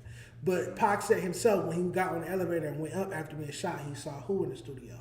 Puffy and Andre Harrell. Why was Puffy and Andre Harrell at the same building as Biggie and Junior Mafia? Because they were spying on Biggie and Junior Mafia, because remember, Biggie snuck and got a deal with Atlantic and had his group up there recording Players Anthem. So all they needed, that's why Puffy was up there with Andre Harrell. I need to walk in this studio and have a witness see you writing for another group. That's mine. I own you. You signed to me. If I can prove you wrote this song, I own the record because I own your publishing. So that's why Puffy and Andre Harrell was at Quad Studios that night. A lot of people try to imply that had something to do with Tupac's murder, and I think that's more of a coincidence. I think Puffy and Andre Harrell was at Quad Studios trying to catch Biggie writing for Lil' Kim, Lil C's Junior Mafia. Yeah. Because he's like, he probably heard about it like, hey, you know your artist just got a deal with Atlantic Records called Undia's Records. And they about to put out this Junior Mafia album. They recording up here. Oh, I'm going to go up there, catch him. I brought my business partner to be my witness. If I catch you writing a record for him, I own it. Because I own your publishing. Yeah. But yeah, y'all let us know what you think in the chat. We finna get out of here. Let's see. Diddy took Andre Harrell out. Yeah, rest in peace, Andre Harrell. I think his passing was mysterious. He passed of a heart attack in his 50s. Diddy learned from his mentors, the good old small hats. Is Clive Davis a small hat? Is Clive Davis Jewish? I think he is. Unpopular opinion, Tupac was just as sus as Diddy. Do some research and you will see that they all had sugar in the tank. I see some zesty videos of Tupac when he was younger. That David LaChapelle shoot was definitely suspect. All right, y'all. Let the people know where they can watch your content, Donny. Donny _OTB or OTB _Donny. But I'm pretty sure if you just put Donny OTB, I got enough traction now that it should just pop up. Somebody called you Mikey, which is hilarious. They said, thanks for the stream, Dejon and Mikey, and the voice in the background. That's very, very funny. Shout out to Seven, the best mind in the whole fucking world. I'm doing it up for Seven for Christmas. I'm a module West Coast Chili. Me and Tam will be back next Wednesday with Almighty Suspect. We definitely got a lot to talk about. And then I'll probably be back Monday with a special guest doing another stream. I'm going to stay consistent. You guys just remember, out of everybody who left FMW, I am doing the best on YouTube. We went through that. We proved it. Numbers don't lie. LA Freshman cover is dropping. My 6th annual LA Freshman cover is dropping Monday or Tuesday morning. We lit. We out of here, y'all. Peace. Like this video, comment, subscribe, all that good stuff. Deuces.